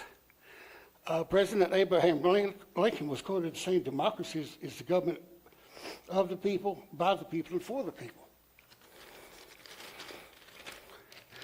Commissioners, make no mistake, time after time the people have clearly spoken, and the answer has been a clear and resounding no. Today you have the opportunity to represent the voice of your constituents, your voters, and the taxpayers of Putnam County. I urge you to do the will of the people and vote no on this issue. Thank you so much for your time. Thank you, sir. Next, Mr. George Payne.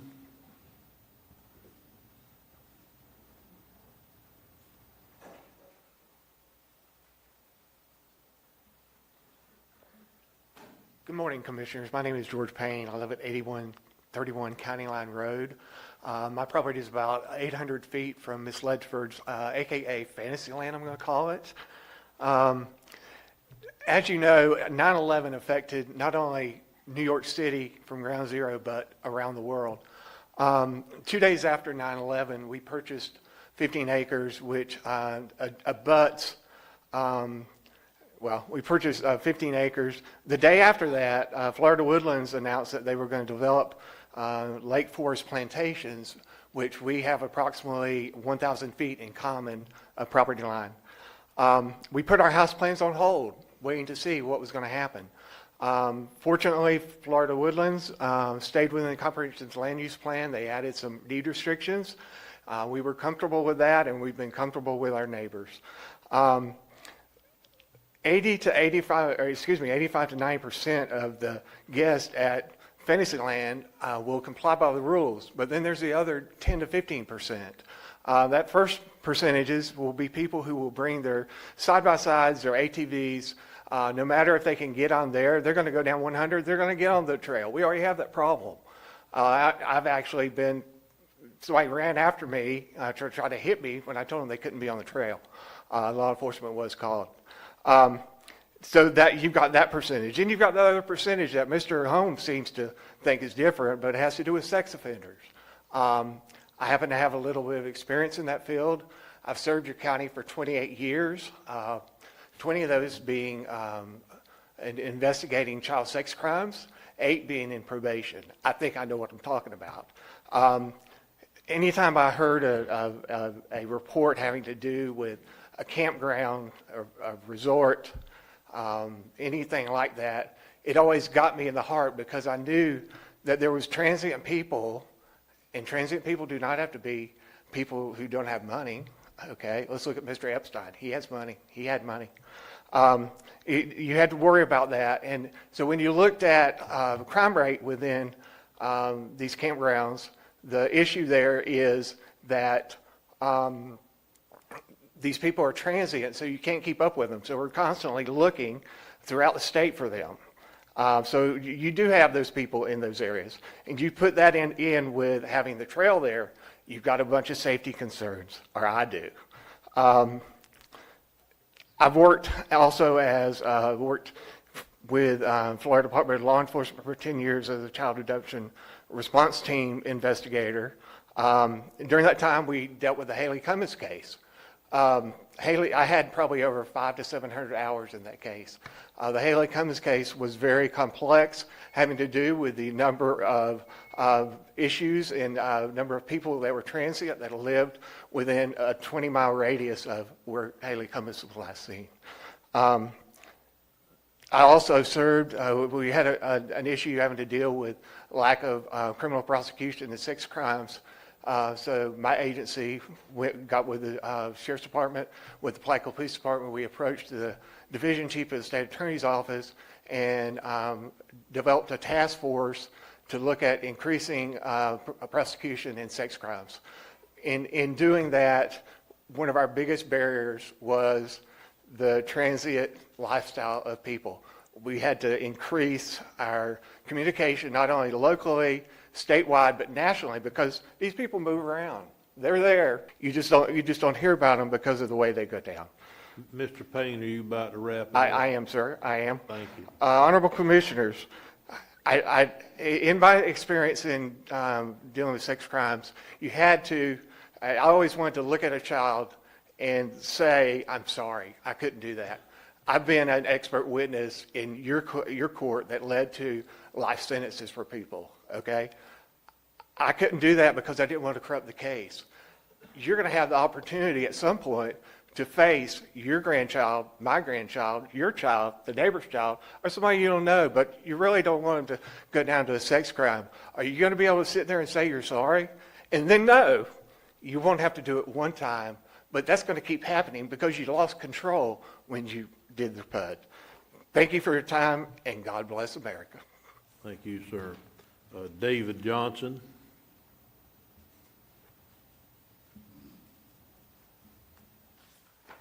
My name is David Johnson. I live at 8312 Forest Hills Road in Melrose, Florida. I am a resident of Clay County, but I am part of the community of Melrose and where this RV park is planned. Under the requirements for a planned unit development, section 45-222, it lists the minimum requirements necessary for a rezoning of a property to be granted. One of those minimum requirements is that the PUD must be compatible with the adjacent properties. According to section B, subsection 2, to be compatible, the PUD must be designed to, quote, avoid undue noise, odor, traffic, or other nuisances and dangers to the abutting property owners, end quote. I would like to speak this morning to the dangers that this PUD poses to the surrounding property owners of Putnam and Clay counties as I address some major safety concerns. In the 5 years that I've lived at Forest Hills, I've never seen a public county sheriff's patrol car in our community or even on Highway 100. Based on the experiences I've heard from other people, the average response time for the police to our community is about 40 to 45 minutes. Given the previous expert testimony as to sexual predators' use of RV parks to keep from being traced, This lack of adequate police patrols will certainly put our community children at risk for molestation, kidnapping, and worst of all, possible murder. I'm also concerned for our community when it comes to fire protection. Our community has no fire hydrants for miles and is composed of open pastures and woods that burn really fast.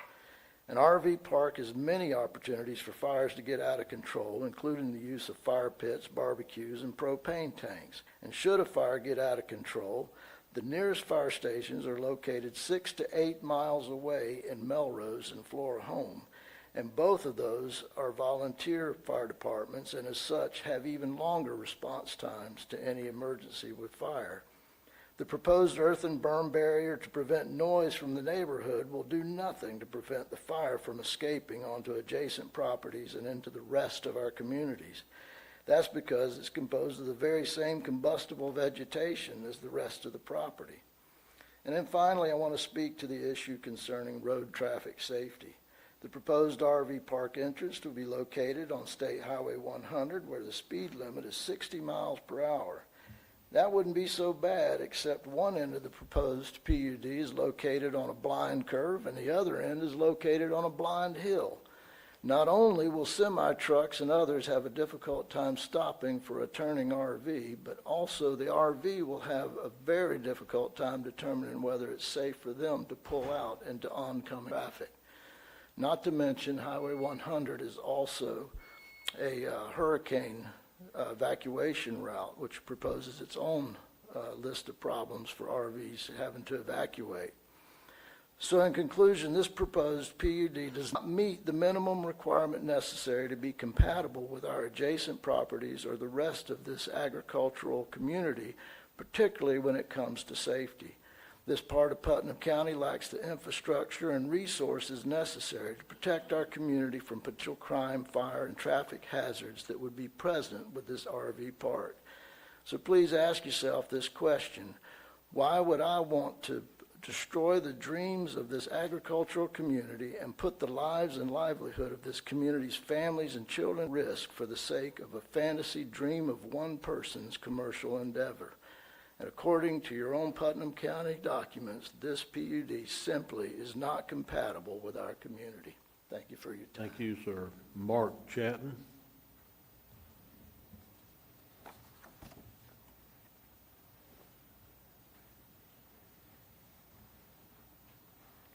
If you'll give your name and address for the record, please, sir. Yes, sir. I'm Mark Chatton. I live at 1809 State Road 100 in Putnam County. My wife and I bought our 12.5-acre home site in 2004. Our property is in Lake Forest Plantation, an unplatted subdivision. The subdivision has restricted covenants recorded in July 2003, both in Putnam and Clay counties. There's no record of anywhere of these restrictive covenants being repealed or amended. The property that you are considering for rezoning is also located within the subdivision and is subject to the same covenants. The project as presented will violate several of these deed restrictions.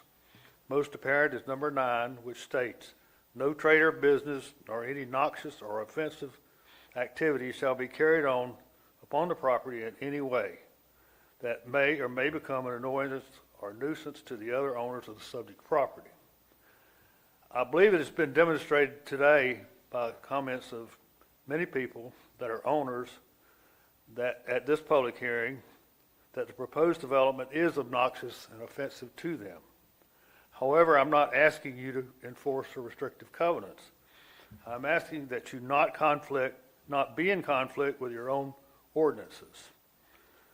The Land Development Code, Section 46.6, General Rules of Interpretation, Paragraph G reads, "It is not intended for this code to interfere with or abrogate or annul any easements, covenants, restrictions, or other agreements between parties, where any provision of this code imposes restrictions different from those imposed by other provisions of this code, or any other ordinance, rule, or regulation, or other provision of law. The provisions that are most restrictive or impose higher standards shall control. By rezoning this property, you will be in conflict of this provision, and it may be implied that the county is giving the owner the authority to violate these covenants." Thank you very much. Thank you, sir. Brittany Snow.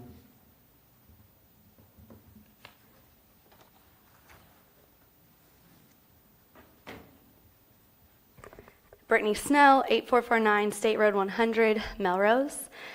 I'm asking you today to deny this because it's not the right location. Deny this because it's incompatible with your own code of ordinances.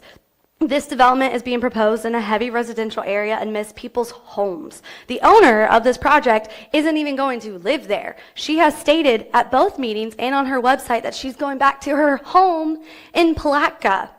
Why? Let me tell you why.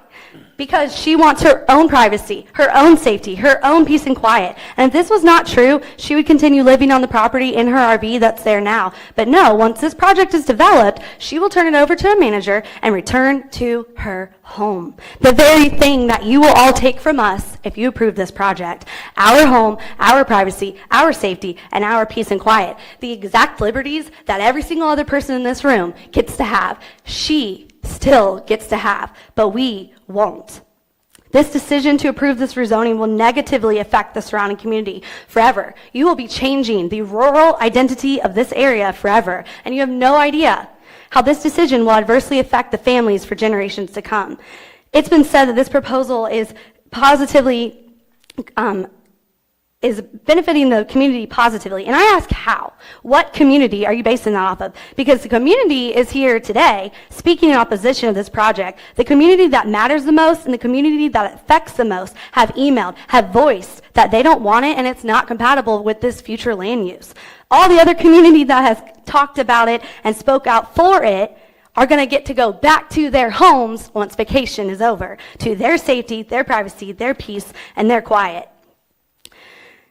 It is your job, your role, your responsibility as an elected body government to listen to the constituents and to take in consideration the opposition. After all, that is what you were elected to do.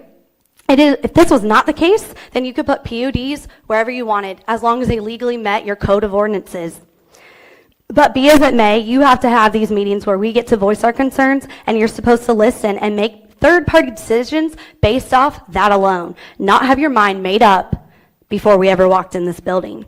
Not have your mind made up because of unjust meetings, monetary gifts, ex parte communications, or conflicts of interest. If there is so much opposition, and we have also proved last meeting, this meeting, with evidence that this project does not fit multiple outliers in your own code of ordinances, then I ask you, on what grounds are you approving this project? Tell me why this PUD fits here. And after you do that, in conclusion, I want you to look at every resident that this project is going to affect negatively, and I want you to tell them that you're sorry. I want you to look them in their face and tell them that you don't care about their voice, their opinion, their concerns, their privacy, and their safety, and their peace and quiet. And more importantly, their vote. Because after all, many of these constituents speaking today voted for you all. And I can assure, after this decision, come next election, you will hear all of our voices again. Don't take the Clay County residents out of this equation. As you've seen at this meeting, we are quite capable of rallying the community, and we can rally again. This, you hear this? This peace, this silence? This will be the last time we ever have that if you vote to approve this project today. Thank you. Hopefully you don't think threatening us will get you anywhere. Okay. Sandra Johnson.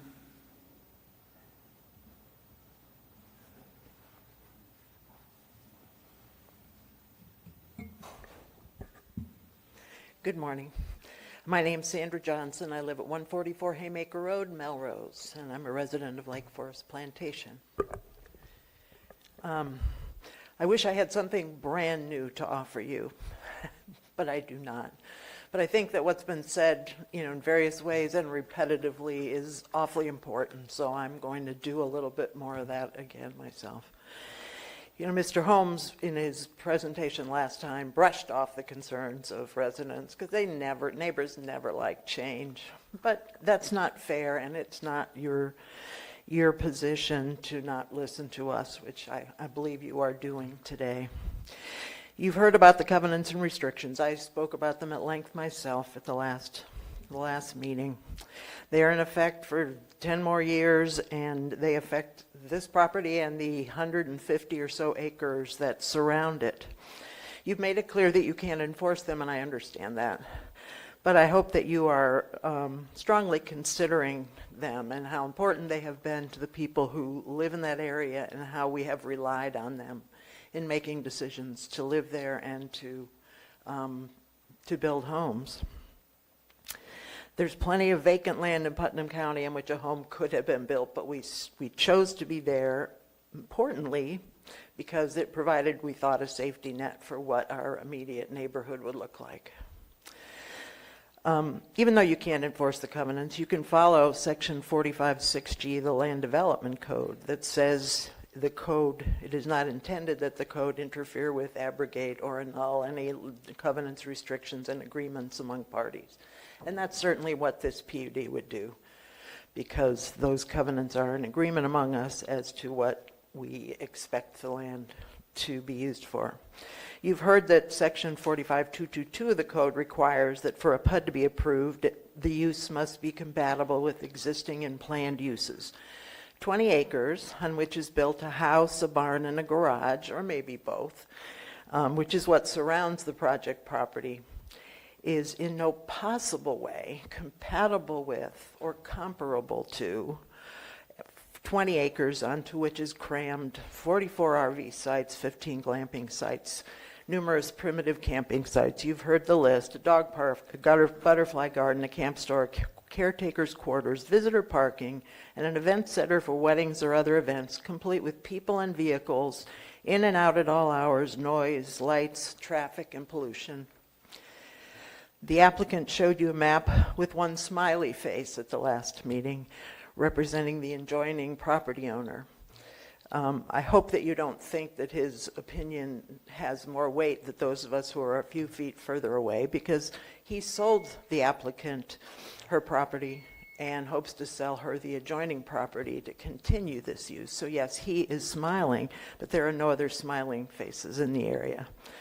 I would like to ask the people who are here, not all of whom are speaking, who oppose the RV park, to stand. I know there would be more if we'd had the meeting at a different time and work weren't an issue. But I ask you to please consider all of us, and if you can't do that, then look at the Land Development Code that does not support this use. However unique and interesting it might be, it is not supported in this location. Thank you. Thank you. Next, excuse me, next I have Jason O'Brien.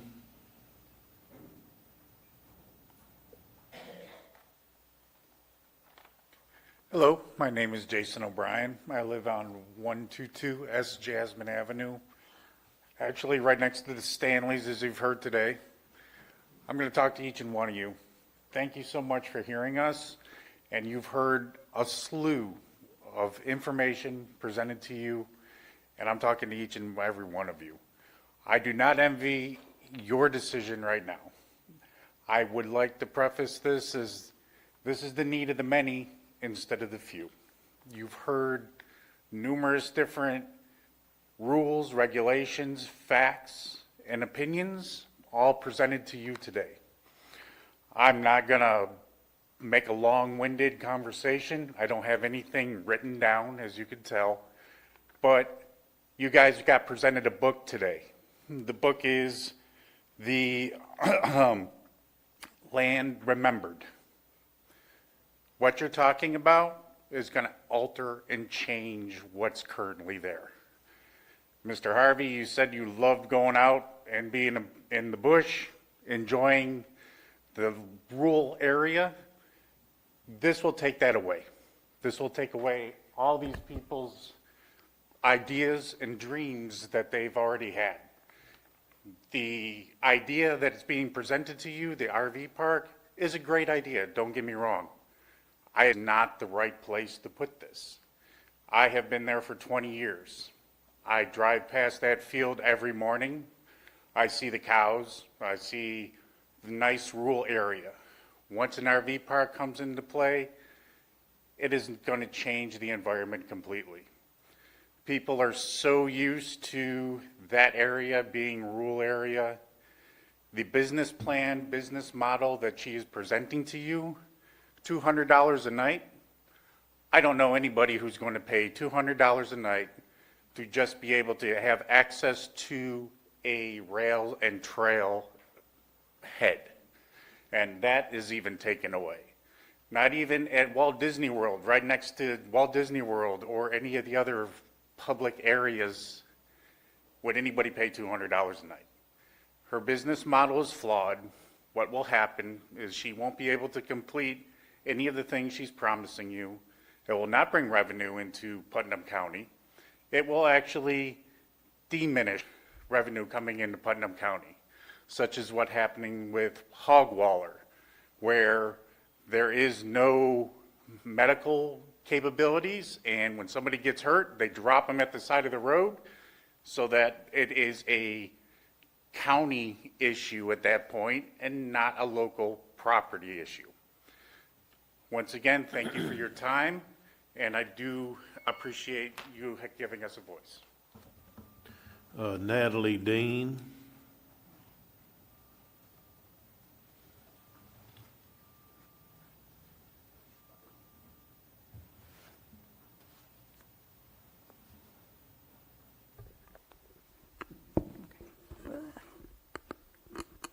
All right.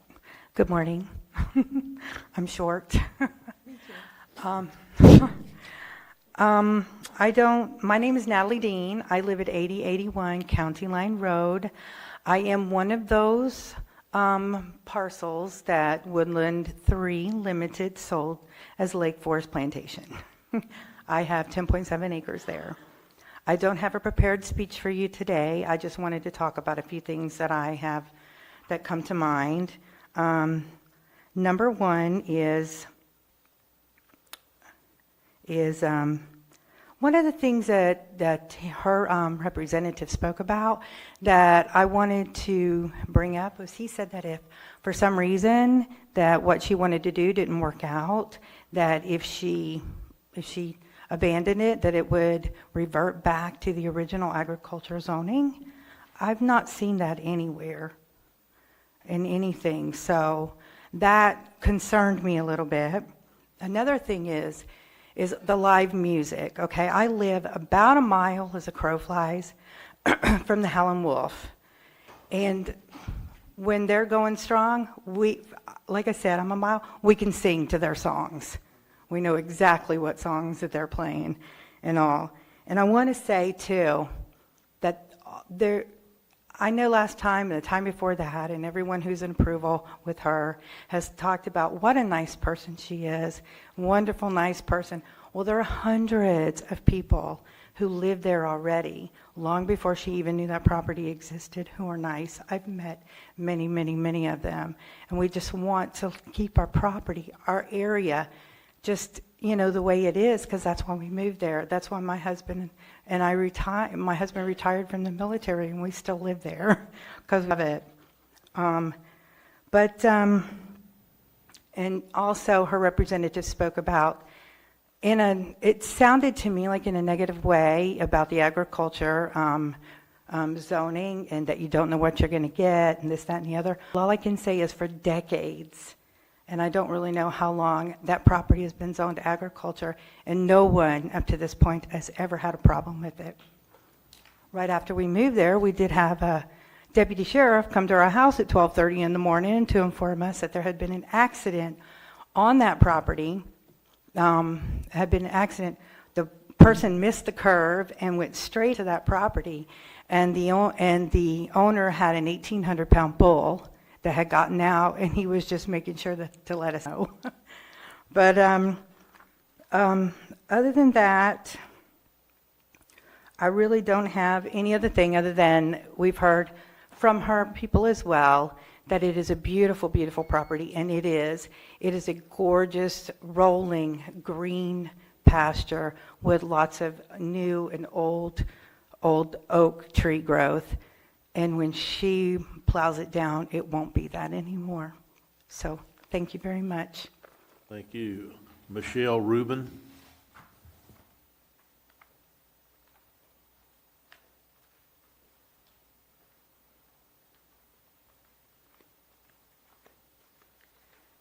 Good morning. I am Michelle Rubin. I live on County Line Road in Melrose, about a 5-minute walk down the trail from this property.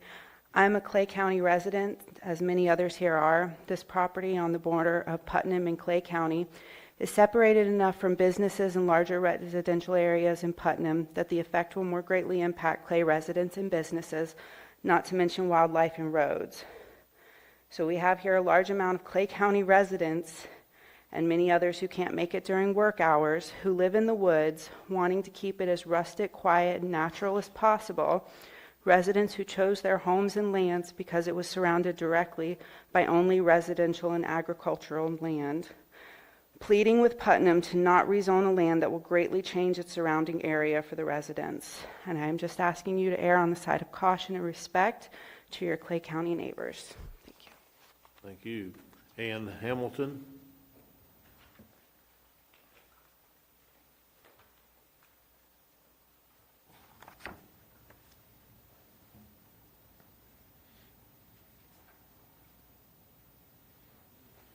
I am here to support all of these neighbors who do not want that RV park in their backyards.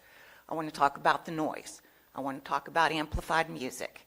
We have, y'all worked really hard on getting that new noise ordinance going on with all the problems I was having and other people were having with the amplified music and microphones.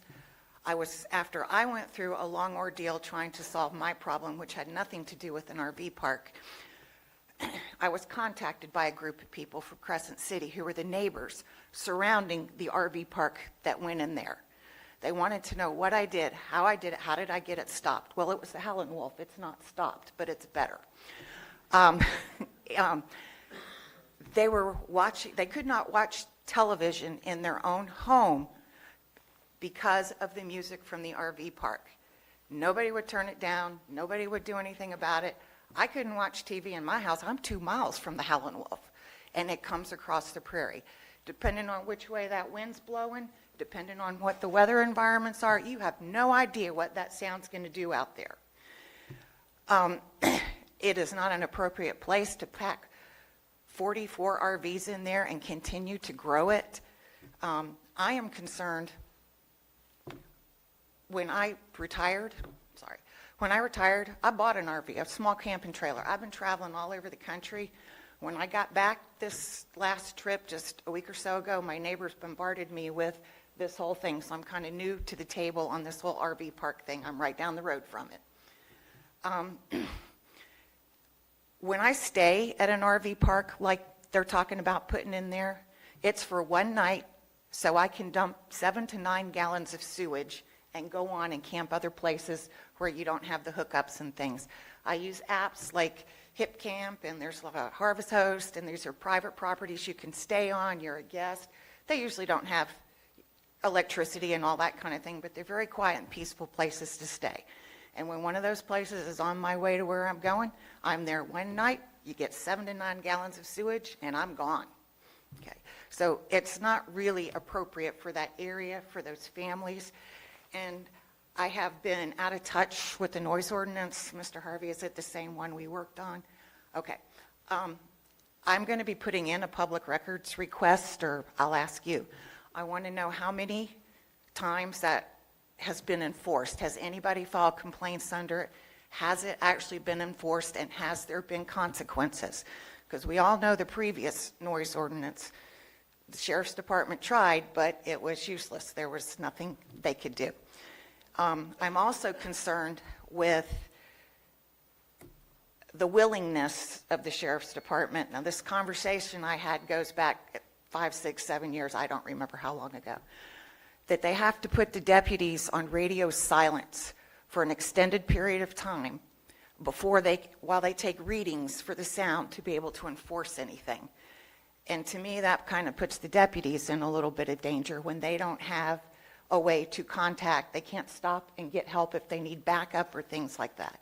So in order to help you guys out, I will be looking into the enforcement of this. I want to find out more about it, because if this RV park does what the one to Crescent City did to the neighbors in that area and neighbors who lived across the river, you're going to have a lot more complaints, enforcement, and if you can't, what I ended up having to do back then, I had to go filed a nuisance suit, and then you're into courts and money and lawyers, and it gets even more complicated after that. I know our noise ordinance was to try to help protect this, so we didn't have to spend that kind of money to live peacefully in this county. So please listen to these people. I can tell you what's going to happen with the Hamilton, music. are you about to wrap it up? I'm done. Okay, thank you so much. Okay. Just from my observation, since we did the noise ordinance, I haven't received a single call as a commissioner complaining about noise, honestly, since we did that. So I don't know if it's just because it exists, but that was probably 80% of my calls before we did it. So the idea that an ordinance exists sometimes creates compliance. So hopefully your data searching does that, but I can't remember last time I got a noise ordinance complaint, and it was one of the biggest things I ever talked to Joe Wells about before that. So thank you. Yeah, thank you. I think those are all the speaker cards I have. I've got 2 left here, but I'm almost certain that they're misclassified. I don't believe Mr. Korn or Mr. Leary is here to speak about this case. I believe last time around they were both in the East Palaca case. So I'm going to hold these cards. I don't see either one of them here to ask them, so I'm going to hold these cards until 12:30. Do you have any more comment cards on this case? Okay. Is there anybody that turned in a comment card that maybe got misclassified, or is there someone else that would like to speak before we ask, does the agent want to rebut at this point, Mr. Holmes?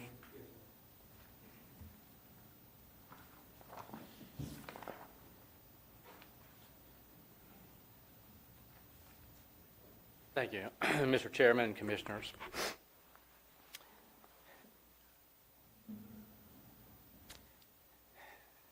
As I've indicated before, having participated in an awful lot of these over the years, I totally respect and appreciate the right of folks to express opinions. It's more helpful when their opinions are based upon logic or fact or expertise, but they have a right to express them regardless. And that's what I've heard a lot of in the last few minutes. You know, it's interesting, and I know this isn't court, but court rules are designed to try to increase the weight and the credibility of evidence that's presented. And some people don't like rules by nature, but one rule in court is that many people can express opinions, but in order for the opinion to be given weight in terms of the ultimate issue, there has to be a showing of the expertise of the speaker to express that opinion. Now, I'm getting to this. I heard, 30 or 40 land planners in the room today. Speak with me, Mr. Holmes.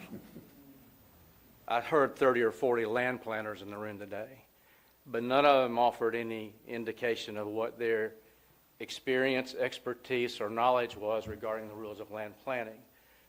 None of us like rules in a way, because they get in the way sometimes of what we want to do or say.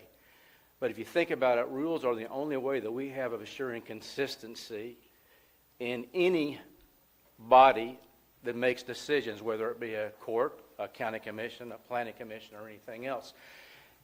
And I say that for this reason.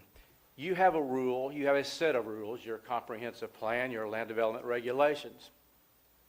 They embody concepts and definitions, and they set criteria and benchmarks. You have a staff trained to interpret those rules and regulations and trained to understand what factors trigger and satisfy what criteria. Now, that staff considered this project for months and considered the issue of compatibility, because that's what I heard mostly. It's not compatible, and a whole lot of us don't want it. And by the way, if you vote against us, you need to look us in the eye and tell us why, and understand we're coming for you when you go for election. But that's not a threat, it's just a comment. Are you threatening me too, or are you just repeating what she said? I know better than to threaten you, Mr. Grant. I'm repeating what I heard. But the fact is that for months now, that staff of trained folks that you put trust in, day out, has been considering all the factors that have been talked about, compatibility being one. Compatibility not with what's there now, but what the zoning code allows to be in all these other properties. And deed restrictions we've already kind of discussed, I think. They are for this body to determine. And no one has brought information to that group, your staff, questioning compatibility with comp plan, or at least no question or no factor that they consider persuasive, questioning your compatibility with comp plan, which includes compatibility with surrounding uses, questioning whether or not that complies with the requirements that you have to find in order to approve a PUD, or questioning whether or not the safeguards that are allowed and provided for by the various regulatory authorities, including the sheriff's office, can be effective.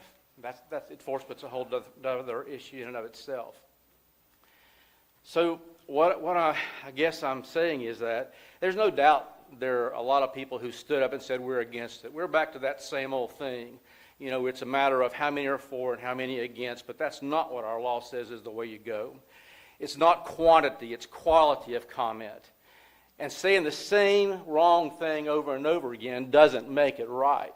You can say it's not compatible, but if the rules that we follow find that it's compatible, then you have to say why, how you can challenge that finding of compatibility. You know, our laws used to comprise about 2 volumes of a statute book. Now there's about 4 volumes of a statute book, except most of us all have them online to look at. Can you imagine what we would have in this country, in this state, in this county, if everybody got to interpret what every law meant for themselves? That's not the way an orderly society works. Instead, there are interpretations that are accepted as being conventional and applicable. And yeah, you rely upon experts for that. Whether you like it or not, you rely upon experts for that. My statement is that the requirements of your PUD, your code, have been met by the application. That finding has been made by your staff, and simply saying that that's not true isn't enough to offset that. The developer, the owner has indicated willingness to accept safeguards that would assist in making the use more palatable, less offensive even to those who find it offensive by nature. And with those safeguards, the dire consequences that are being predicted without any real example to show. I mean, you had people come in with RV parks to say none of that stuff was happening. You had no one who has an RV park who lives next to an RV park coming in to say these are the problems we're experiencing every day. But yet, it's okay to stand up and say that I know if this one's approved, it's going to be the one that absolutely destroys this entire area. It's our position that the application that's been submitted meets the criteria of the code. It's been studied, it's been vetted together with the regulatory authorities, including the health department and DOT and every other agency that will have to weigh in on this. It will assure a good and viable project, and we'd ask for your approval. Mr. Holmes, before you leave, could I ask you a couple of questions, and you may have to talk to Ms. Ledford about this. Is the PUD as presented to us today open for any possible changes, such as, I think one of my concerns is the same as Commissioner Pickens is about the live music late at night. And so would the PUD agreement be open to maybe shorter hours for the live music than quiet times? I do a little RVing myself, and so I understand that 11 o'clock you don't want the neighbor playing their radio or doing whatever at 11 o'clock at night. In fact, I'd just soon it be 8:30 because I ought to go to bed early. But anyhow, I understand. But the live music, I think, is a valid concern here, especially if you've got a wedding going and it's roaring.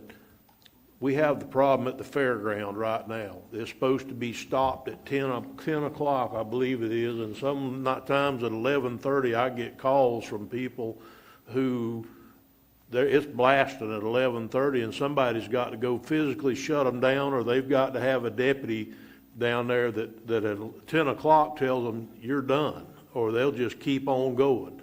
So that would be my first question. Would you consider, if it passed, would you consider having shorter or earlier hours in the evening that a live band could perform?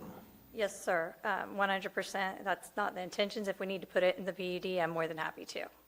Well, No I think we amplified, need- outside amplified sound after. I think it needs to be in the PUD Sure. if we're going to do it to where it would be. Absolutely. The other question I have is that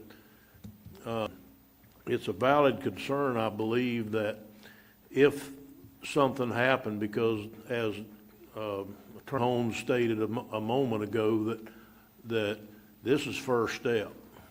So if you get this passed today, you've still got to go through multiple steps from DOT to DR to Development Review Committee to way up the list, Health Department. I mean, the list is almost endless, but you'll have to go through all them. My concern is if you fail somewhere along the way in making this happen, that this mobile home, that this PUD or an RV park will be there indefinitely unless we put it in there that it stops at some point. I believe that we got another case coming up after this one that was done in 07, and I can't find the one in East Palaca that's a PUD, and I can't find where they put it in there that it sunsetted at whatever point. I've missed it if it's in there, and so it does unset. So if that's the case, could we put something in the PUD agreement to make sure that if it's not successful in 6 or 8 years or whatever point that it sunsets back to ag? You want to pitch in, Zach? I don't know if that blends the lines of contract zoning with the PUD. I'd probably defer to our legal counsel. I've heard of sunsetting and reverting back to the original zoning, but I don't know if that's applicable with state statutes today. It's happened before. I know that to be a fact, and Mr. Holmes used to be in the land use, well, he still is a land use attorney, but it used to do it, and I know that it used to sunset back at some point. You can. I don't believe that's contract zoning. Okay. Or conditional zoning. So I think that if you don't sunset it in the PUD, that what happens is it could go on forever. So 30 years from now, there could be, for lack of a better term, please excuse it, I'm not trying to offend anybody, a bastard piece of property out there that's zoned for something that probably you don't want somebody else pick up and going on with it. So give a reasonable amount of time and then sunset it. Actually, I'm familiar with other code provisions in other jurisdictions that have some form of sunsetting, for lack of a better term, dependent upon completion of the PUD, maybe even more than one threshold, beginning of the actual construction of the PUD and completion of the PUD. So I'm totally familiar with what you're suggesting. I can't speak for the applicant, but it's not an unusual concept to find in regulations as well as in agreements. I think, Commissioner Turner, I would want to understand a little bit better by what we mean, what would be the conditions that it would, I mean, is my land now reverts back to ag land, I can't sell it? Are we talking about like? I don't know that that we would have the authority to make that happen or not, but please understand, I don't have the authority to sit here and negotiate for my fellow commissioners. So this is you and I talking, one commissioner on you, to see if that would be a possibility. Because if they were trying to negotiate for me, then I probably wouldn't like it any more than they're going to like me trying to negotiate. I'm just saying that for me to get on board with this, it can't be an indefinite PUD. It just can't be. That there has to be some period of time that if this doesn't work, that then you could still sell your property, you could still do whatever you wanted, you could still sell it as an RV park. My opinion is that I don't want a piece of property there in 12 years that never's gonna be an RV park, and somebody comes in and picks it up and develops it down the road somewhere under a completely different set of circumstances, and the people in the area have to live with that over their shoulder, just like East Palaca. It's exactly the same thing, where they got a 400-acre PUD there from Public Works to the river that's got a 3.7 unit per acre, and it's all farmland right now, but it's in place. So my question would be what the trigger is for the sunset, i.e., and this is just a question, would the trigger be that if it's not fully developed in a certain period of time? Would the trigger be that if it's not substantially developed in accord with the PUD agreement in a certain period of time? I guess my only question is, what would the trigger be for the sunset? And I don't know that I can answer that, Don. I really don't. I just think there needs to be something in there, and I'm certainly not negotiating for my fellow commissioners here. I'm just telling you how I feel, and is that something's got to be put in there to where, I mean, I'd be open for suggestions, that if you've broke ground with a complete development agreement by a certain time, that would count. You could, I'm just trying to snowball it here, but still, I just think something's got to be put in there to where if it's not done and the project gets set aside, that it's over with. I hear you. Does your attorney have any suggestion? Don't mean to put you on the spot, Mr. Commando. That's fine, Mr. Holmes. I think you've seen something similar. If you don't have completion of the project within, time periods I've seen are 10 years, 15 years, something like that. Would y'all be open to what I suggested a moment ago? And I'm not, commissioners, I am not negotiating for y'all. I'm just asking the question. I am 100% open to having the discussion, and then I think we would just want to understand what the terms would have to be within reason. Well, I think that for me, this is me speaking, this commissioner. For me to vote for this today, I'm going to have this worked out before I'm going to vote for this today. I didn't come up with this today, but I didn't feel like it was not fair, but I didn't feel like that I should be reaching out to you ahead of this meeting and talking to you about this concern. And so, would you be open, if the commissioners, if it's not completed within 8 years? 100%, yes, sir. I think it's already written in there that I have a certain 12 months is what's planned without getting an extension. So, yeah, something like that is easy for me to agree to. Yes, sir. Thank you. Okay. Does any other commissioners have questions? I do. Commissioner Harvey, your button's not working. No, thank you. I've heard a lot of stuff here today and articulate and accusations and access to trails and from people who are accessing trails. And, this is difficult on its own. But a PUD is for unique circumstances. And I think they're one of our best tools that we currently have in our toolbox to help everybody involved. And I think it's something that the county uses to the benefit. And I do have problems going against our planning staff who have invested all this time and effort into looking at all the problems. But I do want to touch on live music. And again, I guess I don't want to act like I'm negotiating, but maybe the quiet hours could be the live music hours if we rolled that back a little bit. I'm with Commissioner Turner. By 8:30, 9 o'clock, I'm trying to find bed somewhere. I'm going to sleep. But I get up at 3:30 and 4 o'clock in the morning. And, so for me to fire up the chainsaw before 7, I try to be respectful, but I'm ready to go at 6 if I could, So is there a possibility of live music, and what could we do about that? Yes, sir. I'm more than happy to limit any kind of amplified sound live music to an earlier time. Like, would 9:30 be acceptable? Okay. Again, I don't want to negotiate. I'm with Yeah. Commissioner Turner. That would be something that you would make concessions to. You've heard some. Yes, sir. I totally understand. I just want to ease people's minds. There's not going to be live music going on out here every single night or every single weekend. That's not, I am a family-friendly place, and so I have those same concerns in place. But I'm more than happy to make that earlier. So for clarification, are you offering to limit live music to hours before what time? Outside amplified sound, which would be anything that would bother the neighbors, outside amplified sound, no later than 9:30, or if that's acceptable. Okay. I think that's more than acceptable for me.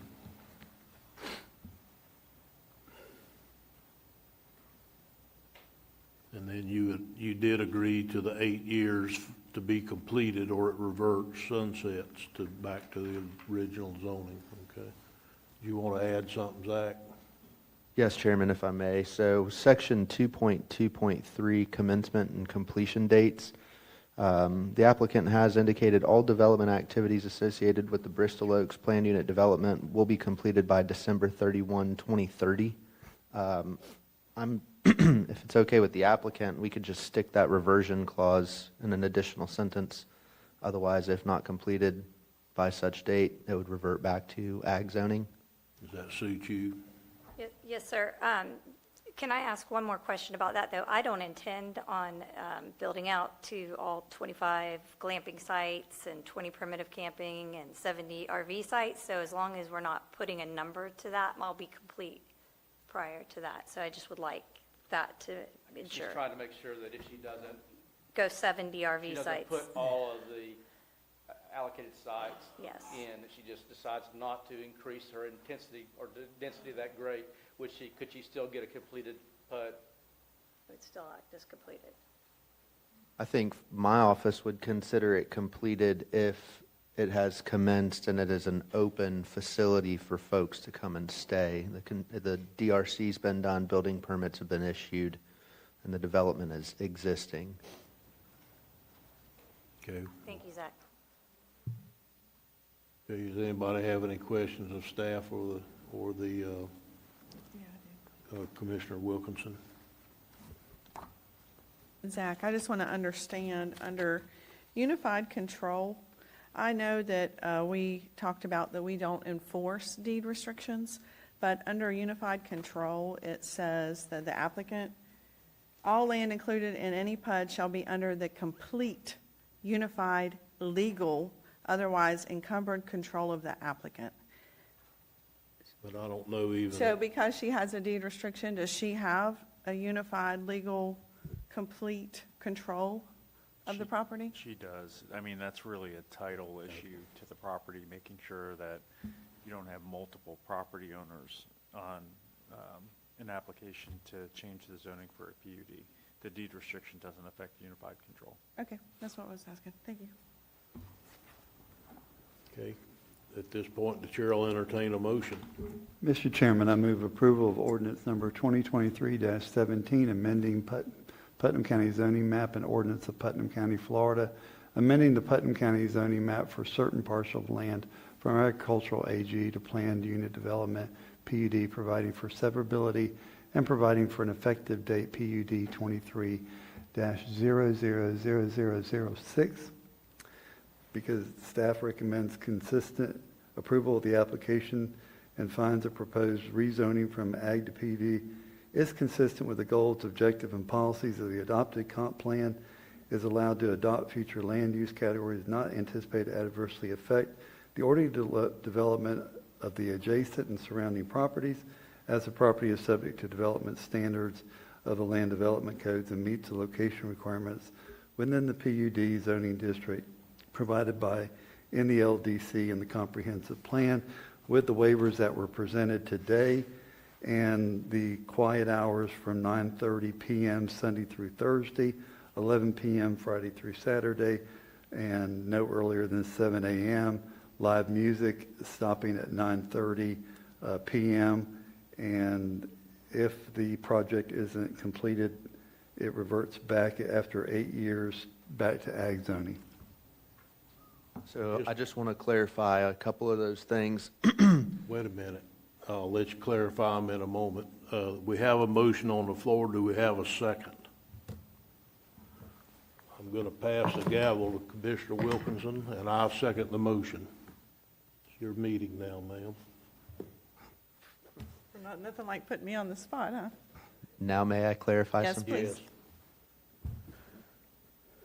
So, Madam Chair, sitting in place for Commissioner Turner, I want to clarify the quiet hours. So would the 9:30 quiet hours be in general for the entire park, or would that be for only live music events? My motion was 9:30 for quiet hours for the entire park and 9:30 for live music in the park. And 9:30 for live music even on a Friday or Saturday? So I said 11 p.m. on Friday and Saturday. For the park? For the quiet hours, not for the amplified music. That's 9:30 every day. Period. Every day? Okay, Every day. gotcha. And your motion indicated for 8 years. However, the one that's existing right now is December 31, 2030, which would be 7 years.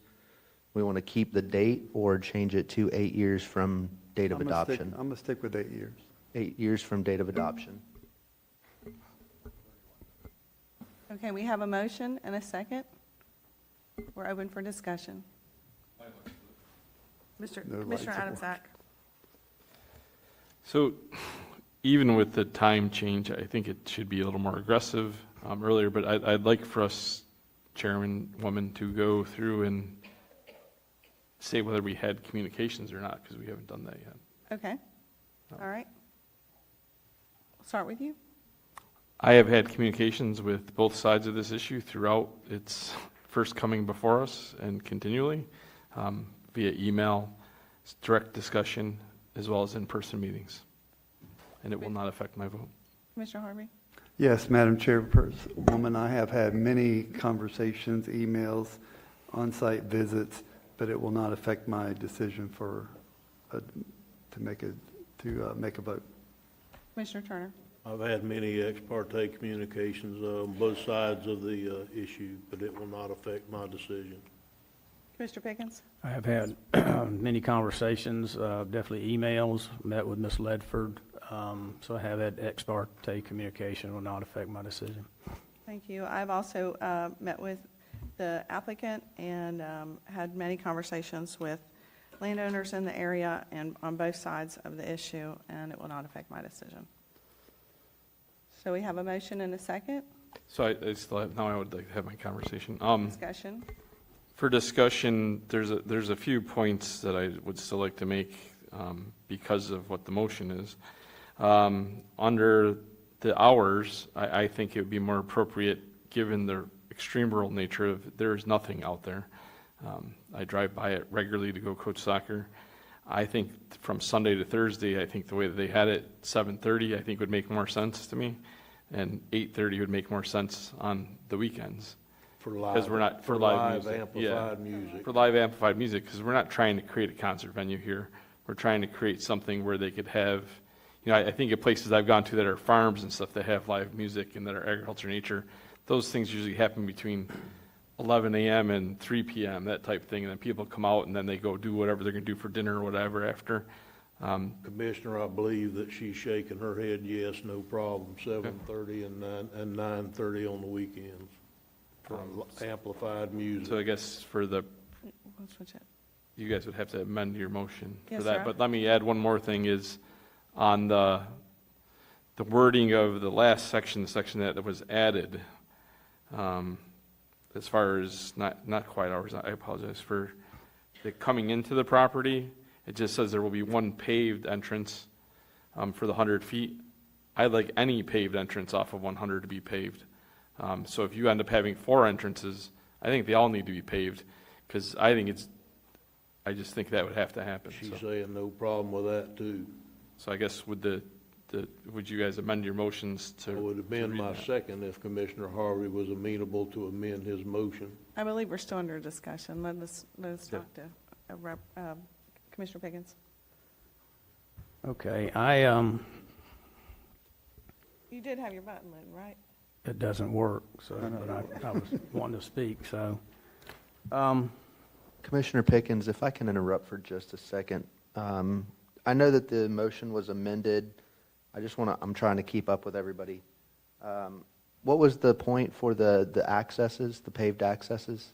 That Any access to 100 is paid for 100.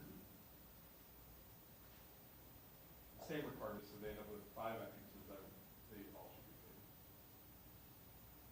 And then also, just to clarify, so the motion, or the revision to the motion was for live music to be limited to 7:30 Sunday through Thursday and 9:30 Friday and Saturday, but it didn't change the overall quiet hours of the park, which was already set to 9:30 Sunday through Thursday and 11 Friday and Saturday. That's right, just live amplified music changed. Thank you. Okay, thank you, Zach. I agree with limiting definitely the noise, because that was one of my biggest concerns. And I'm just going to go ahead and open up with this, and I probably should have done it earlier, but we have a motion on the floor and we have a second, so it's time for discussion. I'm not questioning that this meets all the PUD requirements, okay? And a PUD is developed to be able to have unique types of venues or whatever within a certain zoning district that probably would not be able to put in with a straight zoning, I believe is what they said.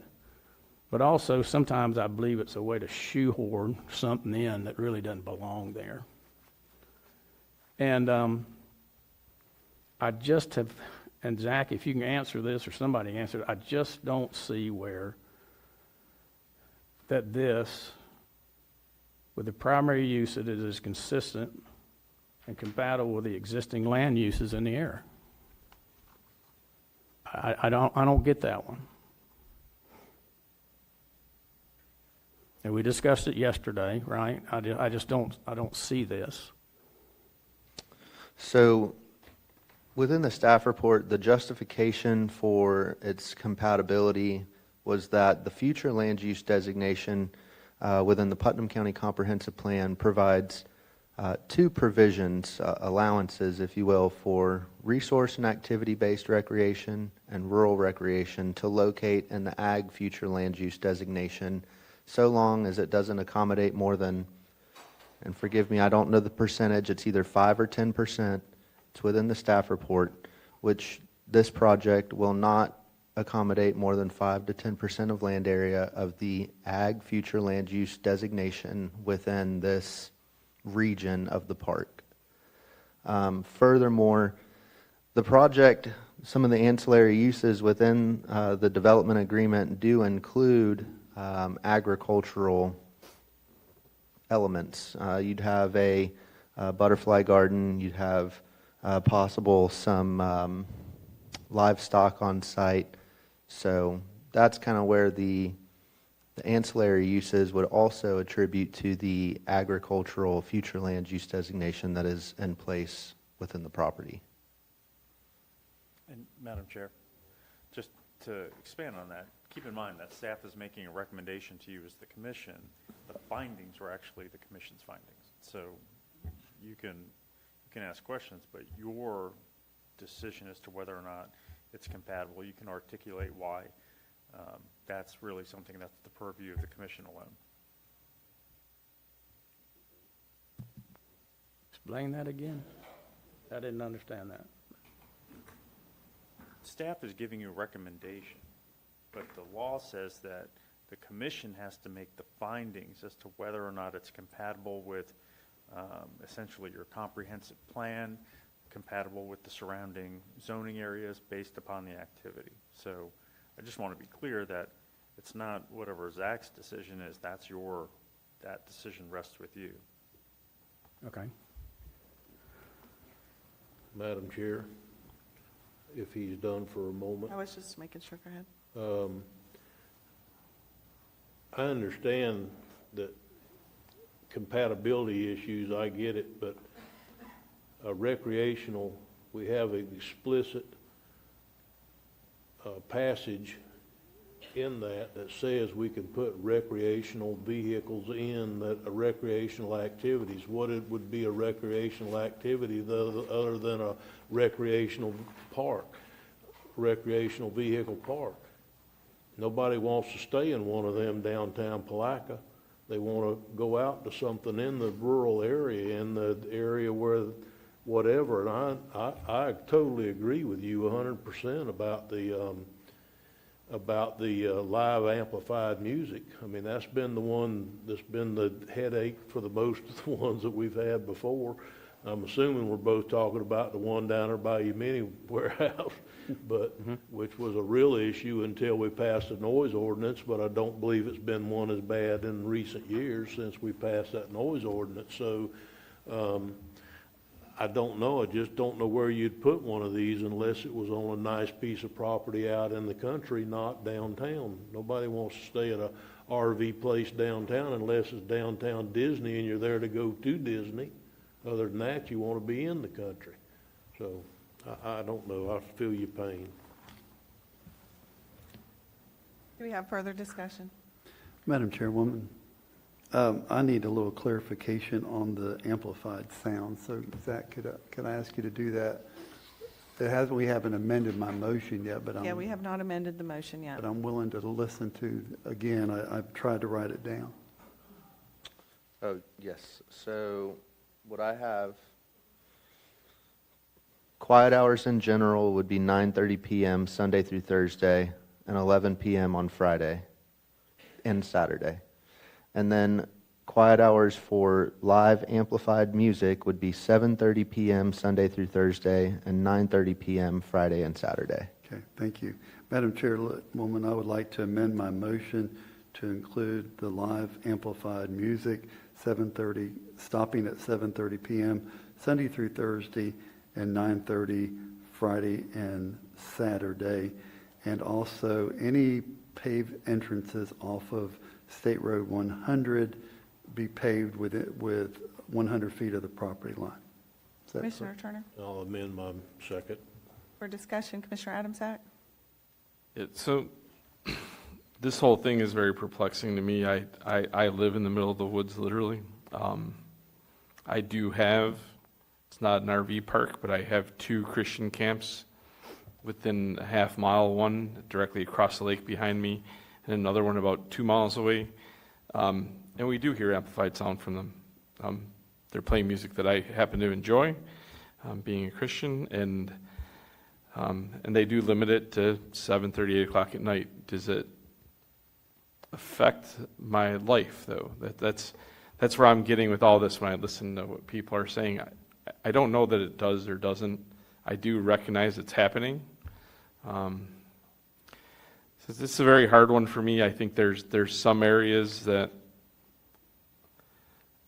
I'm just perplexed on, and I just want to let everyone know that I'm perplexed, and even till the moment that I'm going to vote, I'm probably going to be perplexed on it. I do appreciate the applicant's willingness to adjust the hours, to adjust the access, to do the things that we've asked of them. Just not sure where I'm at, and I just wanted the public to know that. So, thank you. All right, we have a motion and a second. Any further discussion? Yeah, I understand all the rules and the regulations. I truly do, and it met them. Guys, I just can't get there. I can't get there on this one. I'll just go ahead and tell you right now. Call for the vote, Madam Chair. Yeah, I was going to ask for a roll call vote. District 1, you want to do it? Go ahead. No. No. Yes. Yes. No.